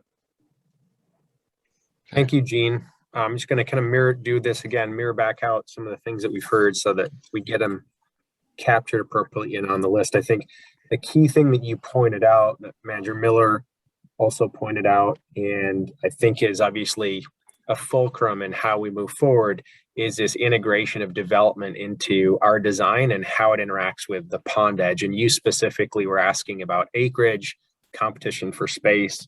I think Gabe answered that pretty effectively. We've advertised 4 to 6 acres. We selected a developer that is, pushing us to be creative, to use less than 4 to 6 acres for greenway and stormwater. We're able to accommodate it as we move forward with this design, knowing that it meets our performance requirements. Whether it's a Lattice or another developer, through preliminary development agreement and purchase agreement, there's going to be no uncertain terms about what the obligations are if they need to move into that edge. And we ultimately retain all the approvals as landowner and authority over that, and they'd be compelled to compensate for treatment. So I'm saying that back out loud again, because I think it's such a central issue for the board to understand how Mike and Gabe have worked with the design team to position us to be able to integrate development, but still move forward with our project, which was the board's kind of principal objective when we kicked this thing off. I think the other thing that you talked about was just being sensitive around trail design and widths, looking at we've got the regional trail, sidewalks, interior trails, just understanding what dimensions we're using and making sure we do another pass on that. And then lighting as it relates to safety, but also kind of balance on the site and not being intrusive. Any other question? Steve, I have a question or a suggestion on what Mr. Miller said about children and water. A couple of weeks ago, Edina had a tragedy where a small child wandered away and fell into a pond and passed away. So we have to be very careful that we separate the playground from the water some distance. The other thought was the width of the paths. 10 feet, I think, is adequate, because just like roads, the wider the path, the more speed bikers or cars use. So 10 feet is adequate. And then could they bring up the grand entrance we talked about earlier, about something that draws people in, that it's not a private housing development. They're drawn in to use all the amenities. So is that the one right off of Blake Road, the grand entrance? Yeah. Are you looking for the blow up? You want them to pull that picture up, Steve? Yeah, just There you go. Just like we said earlier in the meeting, be really creative with the sculpture or whatever we have there, and then make it so that's open, so it's inviting people in to use our great amenities. Thank you. Thank you, Steve. I think we're working our way through people here. Arun, I'm going to call on you to see if you have any questions or comments at this point before we circle back through folks we've already heard from. I'm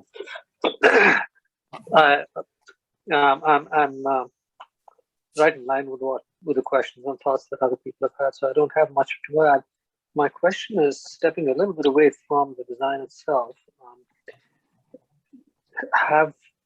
We've talked about meshing our design with the design done by the developer, and do we have that development agreement?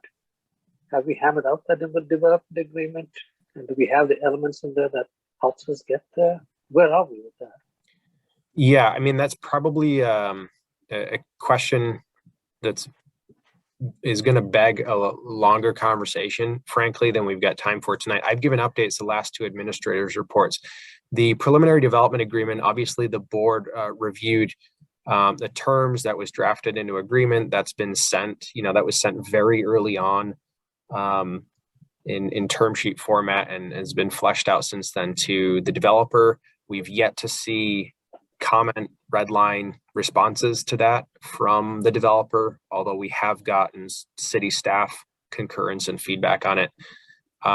So we're in a waiting pattern, and Mike and Gabe are in constant communication twice a week minimum with Alatus on technical details and plan updates and those sorts of things. The latest is they've established a series of Friday morning team meetings with the city and the district that Alatus is running, where we're ticking through the punch list. And there was dialogue and information exchange this week where Mike, I know, explicitly pushed for, we need feedback on the PDA because nothing moves forward without the preliminary development agreement. We can't even get into purchase agreement. So it's been delivered. We're pushing on it constantly, and we don't have attorney's eyes on it from Alatus yet. That's where we stand. Okay. All right. Okay. The second question I had was with all of these design, has the city had a chance to look at it, City of Hopkins, and where do they stand on it?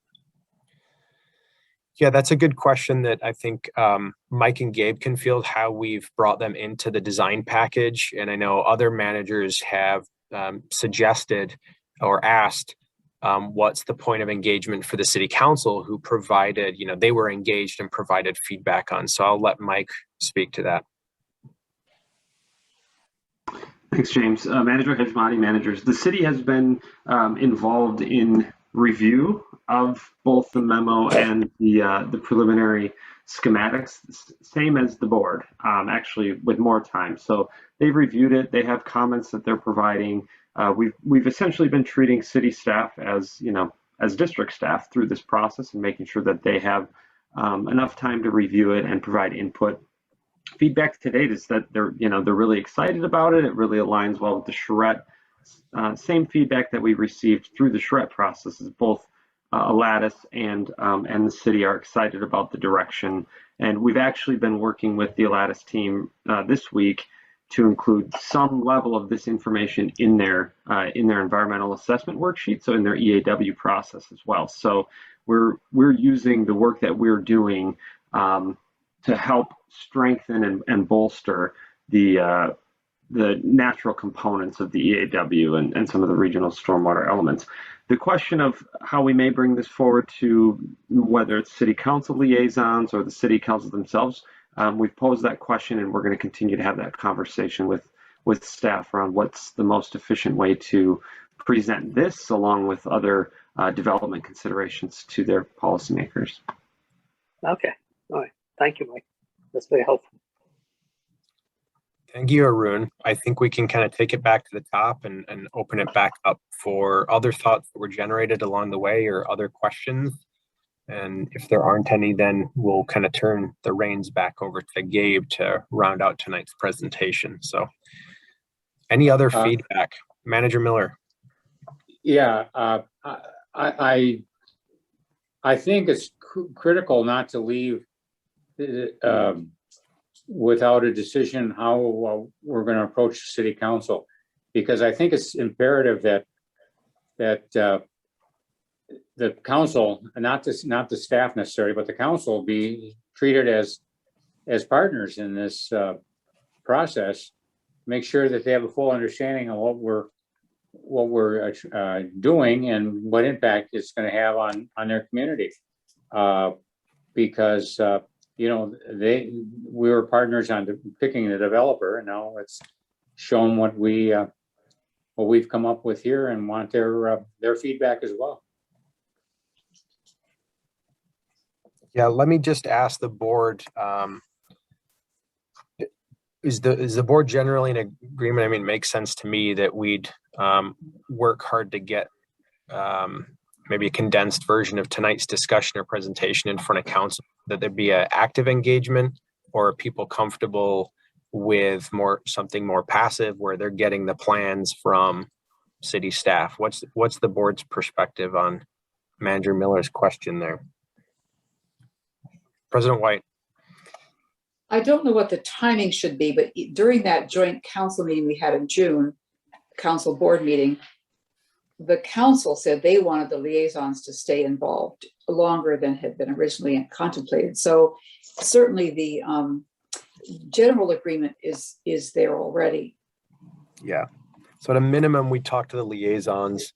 It seems to me just as part of the process, and we did this even with the 6 Mile Marsh Prairie Trail.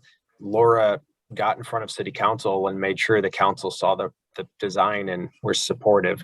And so I think just as a matter of closing that public community engagement loop, we can talk to city staff and the liaisons about what's an opportune time to get it in front of the full council. Manager Hejmati, Olth, and then Maxwell. Yes, I agree with President White that that we engage with the liaison, because they have been quite instrumental in getting us going. So it's, you know, if we continue to keep them informed, they're likely to help us with anything we get stuck with any further down the line. So it would be good policy to just work fairly closely with them, and maybe let them guide us as to what would be a good way to work with the city council. Yeah, it sounds like that's the next logical point of engagement. Manager Olson. I would support a 10-minute presentation at a city council meeting with our staff and our liaisons as a courtesy to the city council, to say this is, you know, we are at the 30% design level, and this is what we have vetted, and we want you to see it, and we're prepared to go to our next step, which is get it to a 60 or better design stage. That way they know it's early on, they're seeing it, and we don't take up a ton of their time at their city council meeting, just with a nice clean presentation that says this is where we're at. Mm-hmm. Manager Maxwell, you probably get the most informed perspective, maybe. No, well, that was the council engagement. My thing was kind of like, what is our desire to bring it forward to the city council? I think it's important that we do to get them on the board right away, to make sure that, and I think 30%, if this is looking good this now, 60% is going to look that much better. And I just think it would make sense to make sure that everybody's well informed up there. And there's going to be some major changes up there, so we have to look at that. I'd rather get far enough down the line that people cannot come back in and start switching stuff on us later when the new ones come in. So I think it's really important to stay on top of it and get the feedback and get the buy-in early. Very good. Mike or Gabe, any perspectives on that, being pretty close to the conversation with staff and just knowing our timeline and everything else? I think my only perspective, Chair White, Manager, my only perspective on that would be, you know, certainly want to communicate to the city council, and I think we should do that in a, you know, very strategic manner, in alignment with the developer. At the moment, we don't have a preliminary development agreement, but of course we're trending that direction. There's a PUD process that's underway, an EAW process that's underway. So aligning the presentation and the conversations with council so we continue to work these steps together, I think will be critical. What I'm hearing is kind of first, we haven't talked to the city council liaisons in quite some time, and this would be a good next point of engagement for them. And just like we do for every project in any city, we want to, as a matter of partnership and preventative medicine, get the plans in front of our partners so that they can see them. They've provided input, pre-design, hear the outputs, get any feedback. But then, Mike, your perspective added in is, let's look at how we get it in front of council in a way that is part of what they're already discussing, which is how this moves forward with development, which is obviously Plan A. So if that sounds good, I think between Mike and our board liaisons, we can get to work on that front, how we engage the city council.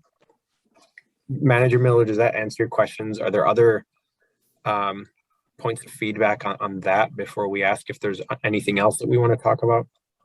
No, I just think it's imperative that they know first what we're planning on doing, and that we're prepared to do our portion of the project, irrespective of whether there's development or not. I don't want to be that blunt, but I mean, that's the facts. Yep. Well, and our timeline at this point, and Mike will be the first person to remind me every morning when I walk in, is driven by grants. We can't get any more extensions. This isn't a slow train moving anymore. It kind of 30%, that's why we're putting so much effort into tonight's presentation and feedback, is leaving the station and it's on its way. So I think that's not a difficult message to deliver diplomatically because we have a fixed timeline. How much money am I being recognized? You're always recognized, Manager Miller. Okay. How much money and from whom have we secured funds from for this project so far? Yeah. What I'm going to do is just put a pin in that because I know Gabe has a series of he has got a budget slide, and we're pushing the hour here. A budget slide, how we're thinking about phasing the project, costs and sources, so the board can get in sync with prioritization. Right now, we're just focused on content, what's in the design. So let's ask if there's any more feedback on the design before Gabe brings us around home, because I think he'll answer that question.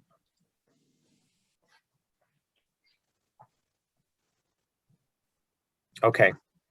Gabe, why don't you take the reins back over and keep us moving, and thank you to both Andrew Judd and Andrew Montgomery for showing up tonight and walking us through the design so far.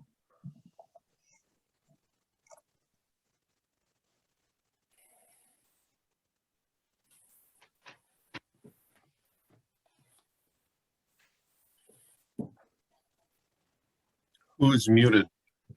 He's just finding his slide. Yeah. Oh, okay. All right. Can everyone hear me and see the screen again? Yes. Great.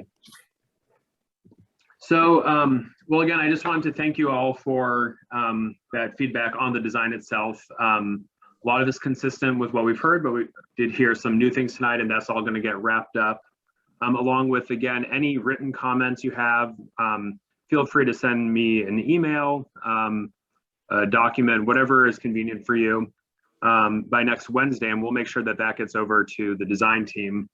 They're going to be logging all of these comments. I think there was about 130 comments from staff as well that we're just going to be ticking through between now and the next phase of design. So we can certainly wrap in any additional board comments.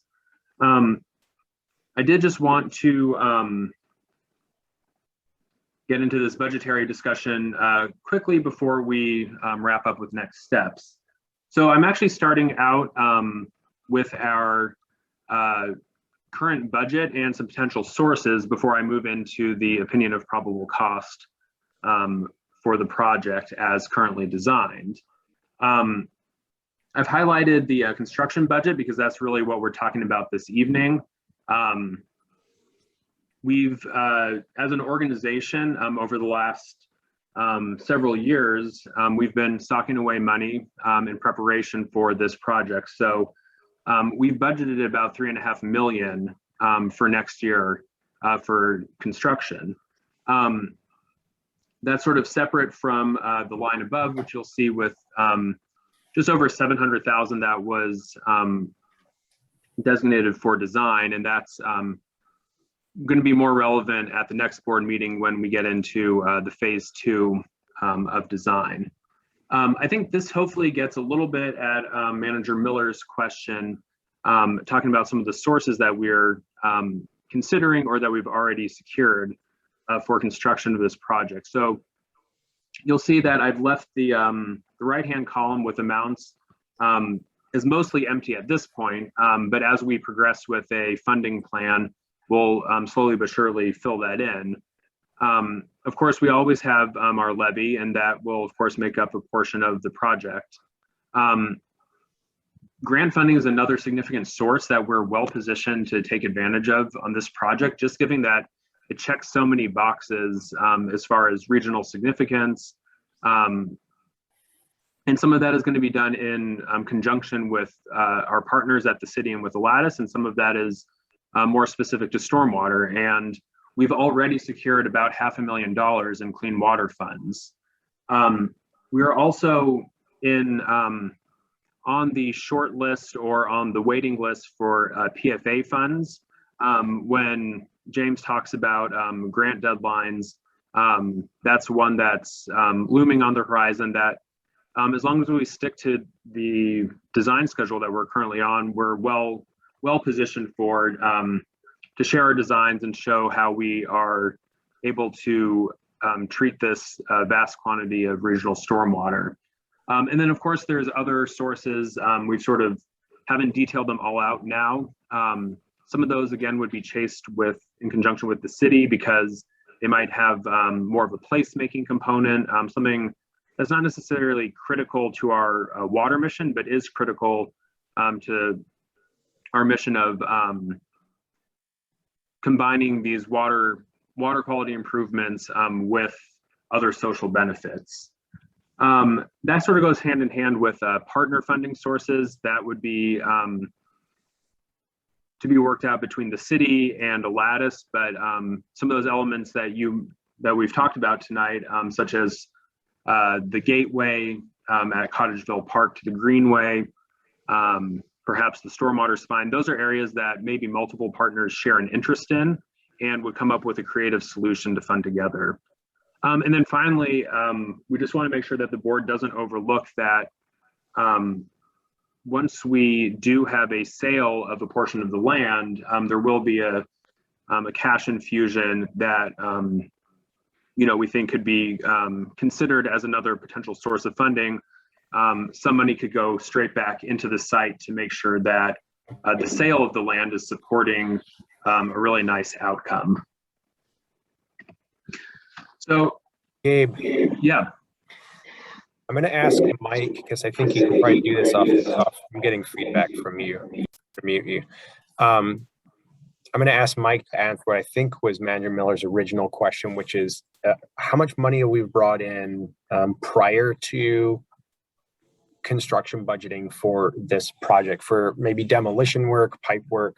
And I think we talked about making sure that we bring that forward to the board comprehensively, and maybe when we come back with the design contract, we can weave that into the presentation to make sure that we're continually providing a clear accounting of what our outside sources were and what the uses were for demolition, site cleanup, stormwater pipe work, and then now we're getting into the natural resource restoration portion of the project. So sort of phase 3 of the work following demo and plumbing. Mike, do you, I know you can, will you please provide a recap of that? Sure. President White, managers, we didn't bring all of those numbers this evening intentionally. It gets a little bit murky because most of the funds that have been secured to date are not for stormwater management and natural resource improvements, which is the focus moving forward. But of course, I do have those numbers. So to date, we would have about 55,000 that we've received through two separate Hennepin County environmental funds. So one was an ERF fund and one was a COA. We're still using some of those funds to finish some of the site testing and complete our phase 1 and phase 2. So that was about 55,000. We received just shy of $500,000 for the Powell Road diversion pipe from the PFA. So that was our first round stormwater grant application, all part of one project with the Public Facilities Authority, but that pipe diversion was funded. The Lake Street pipe was not through PFA. It did not qualify that given legislative year under the funds that they had available. So about $500,000 from PFA to date. We also received a $500,000 grant from Hennepin County TOD to assist in demolition in 2018. And along the same timeline as that demolition grant, we received $805,000 from Met Council for asbestos abatement as it related to demolition of the site, and that was through their TBRA. And then, of course, we do have the $495,000 through clean water funds. Most of that is earmarked for construction, but there is $50,000 of that fund, of that 495 is for design. So we're currently using those dollars. And then, as Gabe noted, teeing this up for PFA dollars, and that can fund as a qualified. It will fund any qualified expenditures for stormwater management up to 80%. But we have to sort of play a little bit of a dance with that because there are clean water funds associated with it. There's in-kind dollars the district must invest in the site. And so then PFA dollars could potentially fill a gap behind that. But to date, we have about $2.3 million of outside funding that has been secured and brought into the site. What about the recycled stuff like the ammonia that went to Texas? Yeah, Manager Olson, managers, that was all included. You know, the cost savings and difference of recycled materials and salvage materials was all part of the final demolition contract. Okay. So it was included within those payments. The messaging really with demolition that was great was between the grant funding from TBRA and TOD and the acquisition costs, because the board, some of you will remember Hennepin County did acquire right-of-way from the watershed district at 325 Blake Road for about $540,000 as part of the Blake Road project. It was those three pools of funds that completely covered demolition for the district when we raised the site. And then there is still, of course, an offset of some costs. You'll see in HDR's report, we don't know what they are yet. We have the ability to sell some of the recycled material that still sits out on the site as well. Yep, the aggregate. So 2.3, not counting the $500,000 in right-of-way dollars. Manager Miller. And 14.7 million we paid for the site. 14.95, but yes. Okay. I think the point is we have talked, we've talked to staff about making sure that we get all that into a format that we can just consistently update, particularly now that we have on the verge of driving this project forward. And we are going to be pulling in additional grant dollars. So the board has a true and full accounting of the costs and the uses and the sources that we've brought in from outside to supplement levy dollars. Gabe, sorry for that diversion. I wanted to make sure we answered Manager Miller's question. Chair White, managers, may I ask, is anyone else having issues hearing James's microphone? Yeah, okay. Once in a while. James, just so you know, it's cutting in and out. As long as I don't have a lisp and it's just quiet, I'm okay. You need a Dell. Gabe, why don't you keep us moving? Sure.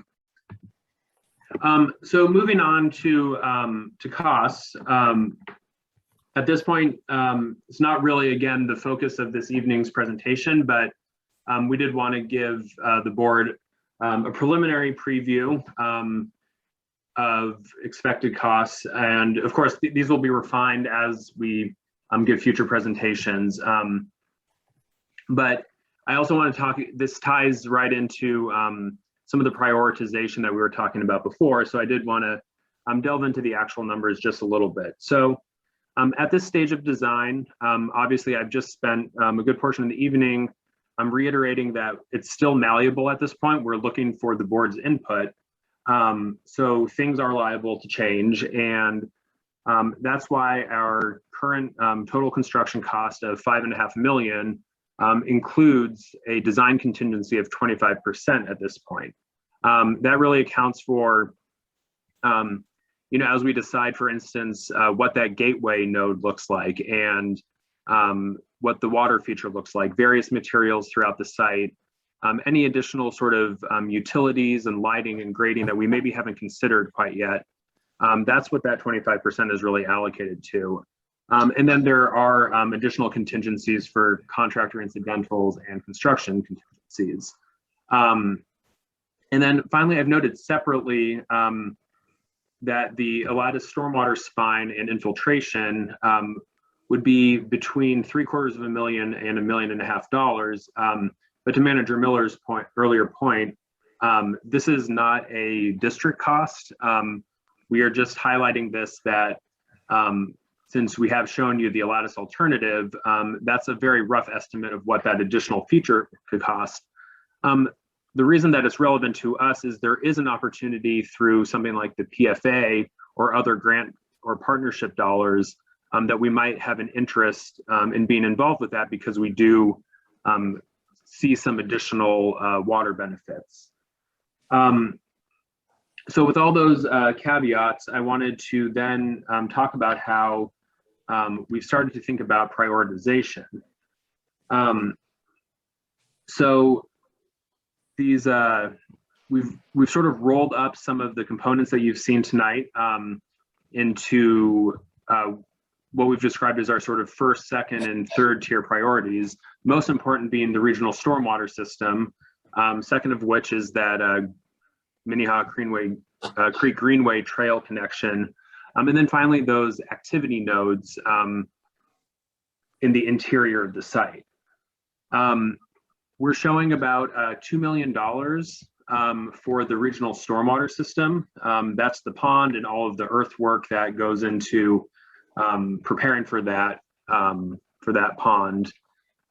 The Greenway enhancements, we're looking at about $1.5 million. Again, that includes much more than a simple bituminous trail connection. That's all of the wayfinding and interpretation, plus those two trailheads that we've talked about. And then finally, the landing area and what we've been describing as the nature play area, but which may morph into something a little bit different, looking at another just under $900,000. So again, I've intentionally tried to round off these numbers just a little bit so that everyone understands that these are still preliminary. But I think, a major takeaway is that what we've described as our two major priorities, this the stormwater system and the Greenway, 3.6 million, is pretty close to what we have budgeted for construction, that 3.5 million. And that really sort of leaves these activity nodes, which we think would be a prime candidate for maybe some of those grant dollars or partnership dollars. Again, we're not asking the board to make any decisions regarding budget tonight. I think that at subsequent meetings, we'll want to bring something similar but more refined for the board to consider these prioritizations. The other thing, I just want to flip back to my previous slide and note that this design contingency of 25%, we'll continue to see that, it's essentially 25% uncertainty, and we'll continue to see that decrease as we move into further stages of design. So by the time we come again to you with 60%, we'd expect that to be closer to a 15% contingency, and then work our way down until we have a true final cost by the time we get to final design. Unless there's any questions on the budget, I don't want to give it short shrift. We can move on to next steps, but I do want to, again, open it up to the board if there's anything at this point that would sort of help clarify where we're at with this.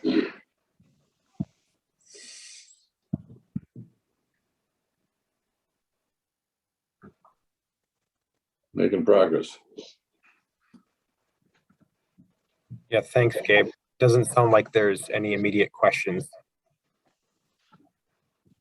Great. Well, with that, I do just want to sort of tick through the next immediate steps in the project. So this evening, of course, we are seeking acceptance of the schematic design and the supporting memo. And that really, again, confirms that as an organization, we're all moving together and have a shared understanding of what is most critical to this project. By accepting this, you still have a chance again to get us any final feedback on these schematics, through next week. And of course, everything that we've heard tonight, we'll make sure that HDR and Damon Farber is incorporating that into the next stage of design, and noting that these are the issues that have been raised at this point. So I'll be looking again for that feedback. If you could, please, by next Wednesday. Related to the next stage of design would be our phase 2 design scope of work. And we're currently planning to come to the board with that at our next board meeting on October 7th.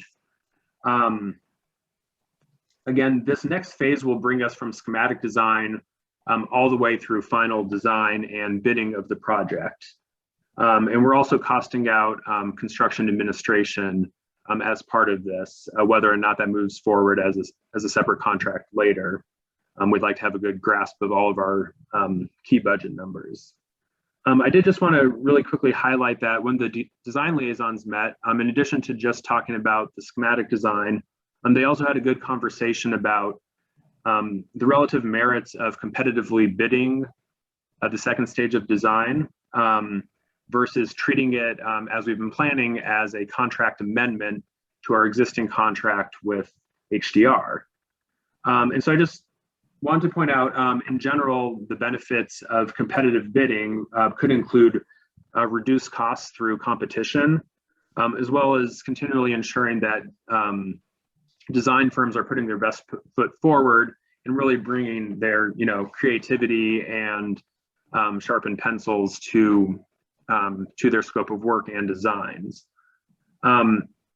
However, since our current design firm, HDR, was selected through a competitive process, the advantages to treating the second phase of work as an amendment to the existing contract really have to do with schedule, design continuity, and also potentially cost. Again, as we just discussed, there's a lot of grant deadlines, or there's grant deadlines that are really key to hit, and keeping pace with the aggressive schedule that we've set and so far hit is very important. And going out for competitive bid, as I mentioned before, it took us from August to December to release an RFP and select a firm. So there'd be several months added to going that route.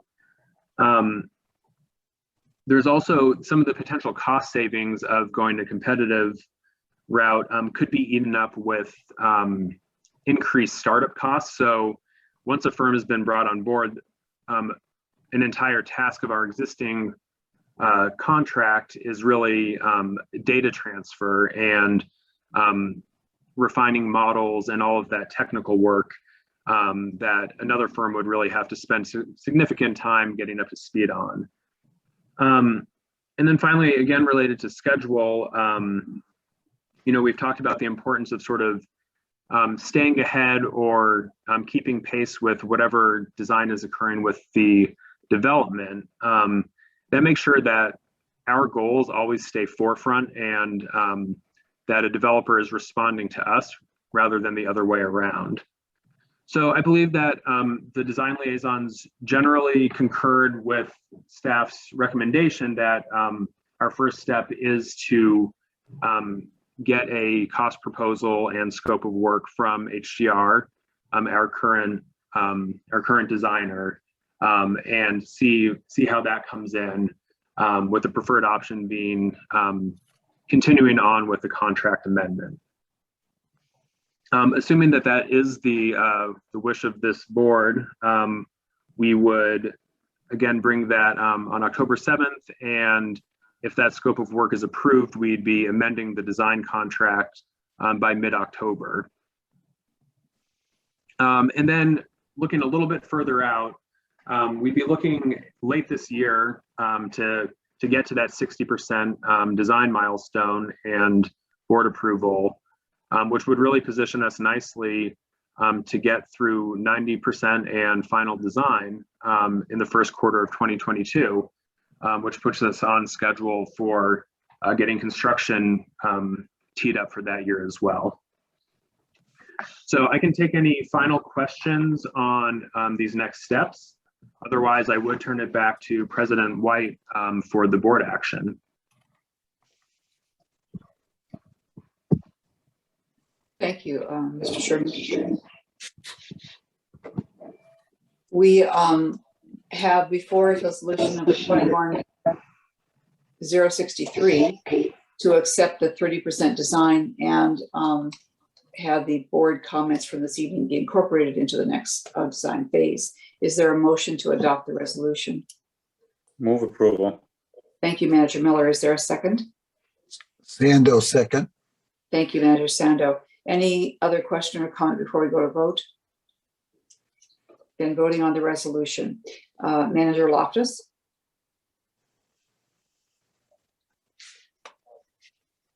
I'll come back. Manager Maxwell? Aye. Manager Miller? Aye. Manager Olson? Aye. Manager Hijmati? Aye. Manager Sando? Aye. Manager Loftus? Manager White votes aye. The resolution is adopted. Thank you.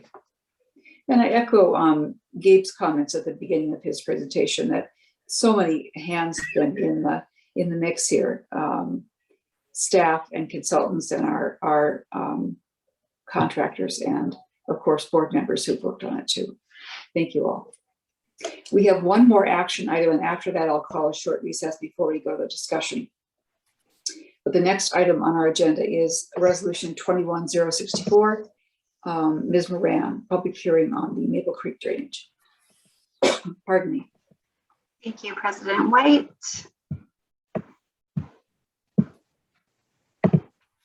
All right, can everyone see my screen and hear me all right? Yes. Yes. Excellent, thank you. So the purpose for tonight is just to provide an update. We've seen the City of Plymouth Maple Creek Drainage Improvement Project in committee both in July and also in early September. So I'll just briefly speak to the project, staff recommendations under the pilot phase of the responsive program.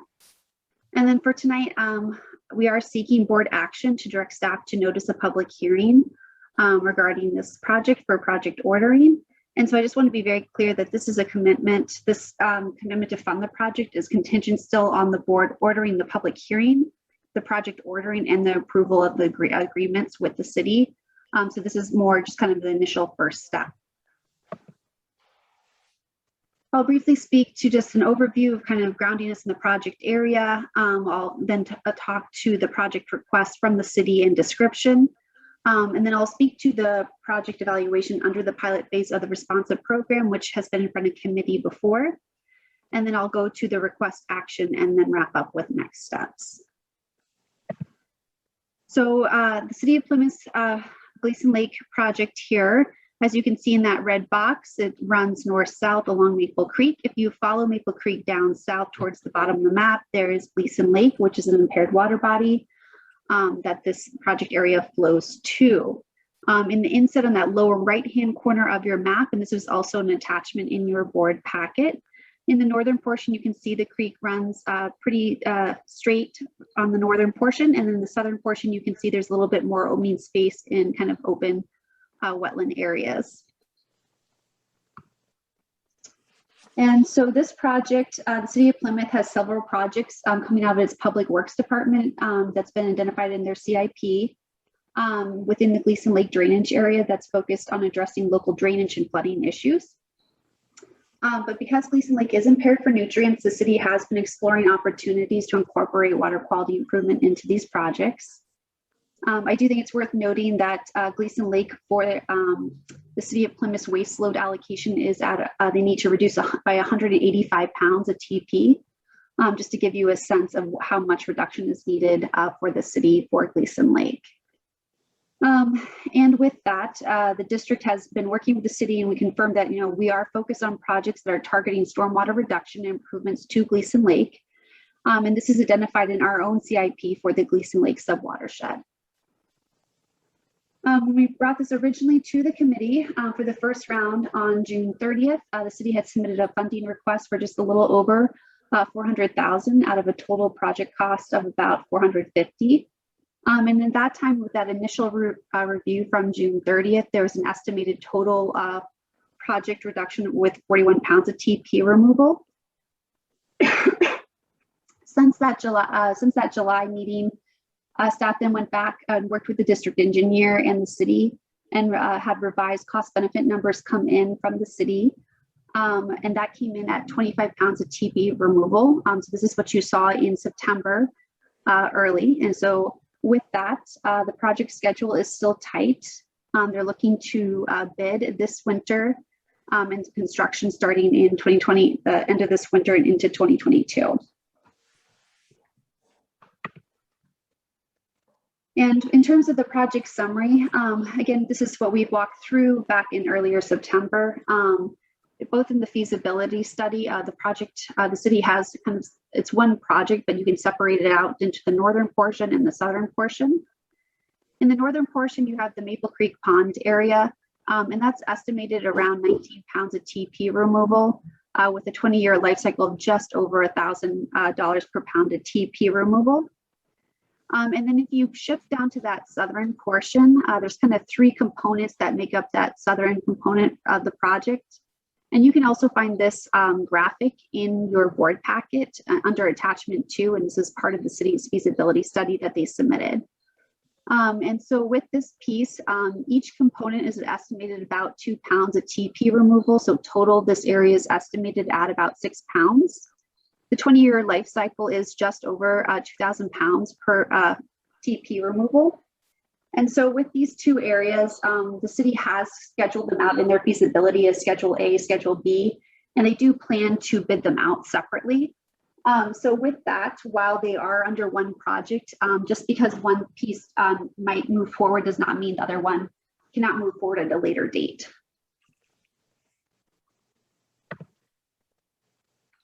And so vetting this through our pilot phase of the responsive program, right, we walked through resource need and priorities, the alignment of the resource needs and priorities identified in the district's plan. We looked at project benefits. So we had that estimated benefit across the district's goal, in particular looking at that TP removal. And then for cost effectiveness, we looked at kind of a range of alternatives, and also had input from our district engineer and what is kind of an ideal range for cost effectiveness for these type of projects. And then of course, those more intangible items with the partnership and coordination. So that's the strength of the partners coordination, integration of the district goals, and willingness to commit resources to advance the opportunity. And so with this evaluation, as you guys have seen back in earlier September, and as in your board packet, for the northern portion, for the Maple Creek area, our resource and need priority did rank out high. And this is because this project, while it's still a drainage project through the public works area, they did incorporate stormwater treatment into this section. And that is also identified in our plan as a priority for this subwatershed. And of course, then it flows to the impaired Gleason Lake. Project benefits ranked out at medium at an estimated 19 pounds of TP removal. In your board packet, the attachment 3 is also the district engineer's review of the city's feasibility. And we have had additional back and forth with the city for the refinement of the model. And based off of our current review with the district engineer, we are still looking at about 19 pounds, but potentially could be rounded up to 20 pounds. So we're looking at that 19, 20 pounds for this component. Cost effectiveness ranked out medium. So this came in right around $1,000 per pound of TP removal, and based off of the district's engineer review and the district's own past experience with projects. And this is kind of right in the range. We usually look between 500 to 2,000 is kind of the max in terms of pounds of TP removal. And this is also identified in the district's engineer report. That's attachment 3 in your board packet. And then for partnership and coordination, this ranked out as medium. We do have a rapid time schedule with the winter construction, but the city did reach out to us early, and they, reached out regarding a handful of public works projects, trying to figure out which ones they could incorporate water quality benefits into. Now going to that southern portion of the project area, the Steeplechase wetland area. Resource need and priority ranked out medium. And this one is basically because it's still focused as a drainage and storage improvement projects, and it's really not addressing stormwater as identified in the district's plan. So it ranked out lower. It still does flow to the impaired Gleason Lake. Project benefits ranked out as low. It came out as estimated 6 pounds of TP removal, but as you'll see in the district engineer's review, if we do proceed with any type of service on this particular area, one of those components is likely overestimated, so it could be less than 6 pounds of TP removal total for this section. Cost effectiveness came out as low. This was over the $2,000 per pound of TP removal, which is outside of kind of the typical range we would look at for a project like this. And this is also reflected in the district engineer's assessment as well. And then for partnership and coordination, this again is the same as I just spoke to for the Maple Creek and northern portion, ranked out medium in the evaluation process. And so with that, the preliminary recommendations remain the same that as we've discussed in committee in earlier September. We expect the city to lead the project implementation. The recommendation is to fund approximately $100,000. So a little less than 50% of the funding request for the Maple Creek Pond area, and then decline funding for the Steeplechase wetland area, due to that limited water quality benefit, and then also regarding the uncertainty with the wetland permitting piece as we discussed in earlier September. And so with that, I will put up for request for authorization for resolution 21-064. Directing notice of public hearing to consider ordering of the Maple Creek Drainage Improvement Project. And again, as I noted earlier, this is just kind of an initial piece. The board would still need to commit to the project ordering and approval of agreements with the city before any release of funding.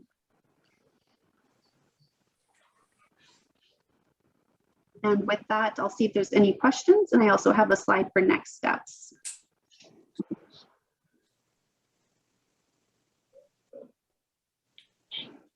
Go ahead with next steps, Ms. Moran. So with next steps, with this, if we have the resolution go through this evening, staff would then begin the public hearing process. And then the public hearing would be on the October 21st meeting with the consideration for the project ordering. And that time we would have a term sheet that would be provided to outline expectations of the partnership. And then in November 4th, we would have the budget amendment and approval of the funding agreement. And it's noted on for that October 21st, after the public hearing, if there's any, major comments or concerns, we can also then move the project ordering to that November meeting as well. So we have that flexibility. Thank you. Yes. Did I cut you off? Would you like to say something else? Oh, thank you. And so with this, in the memo and in your packet, we outlined, again, the valuation, the reasoning. You could see the city's feasibility report that was revised on August 30th, as well as the district engineer's review as well. And so with that, unless there's any questions, I will leave it up for this resolution consideration. Thank you. Is there a motion to adopt the resolution 21-064? So moved, Heshmati. Thank you, Manager Hajmati. Is there a second?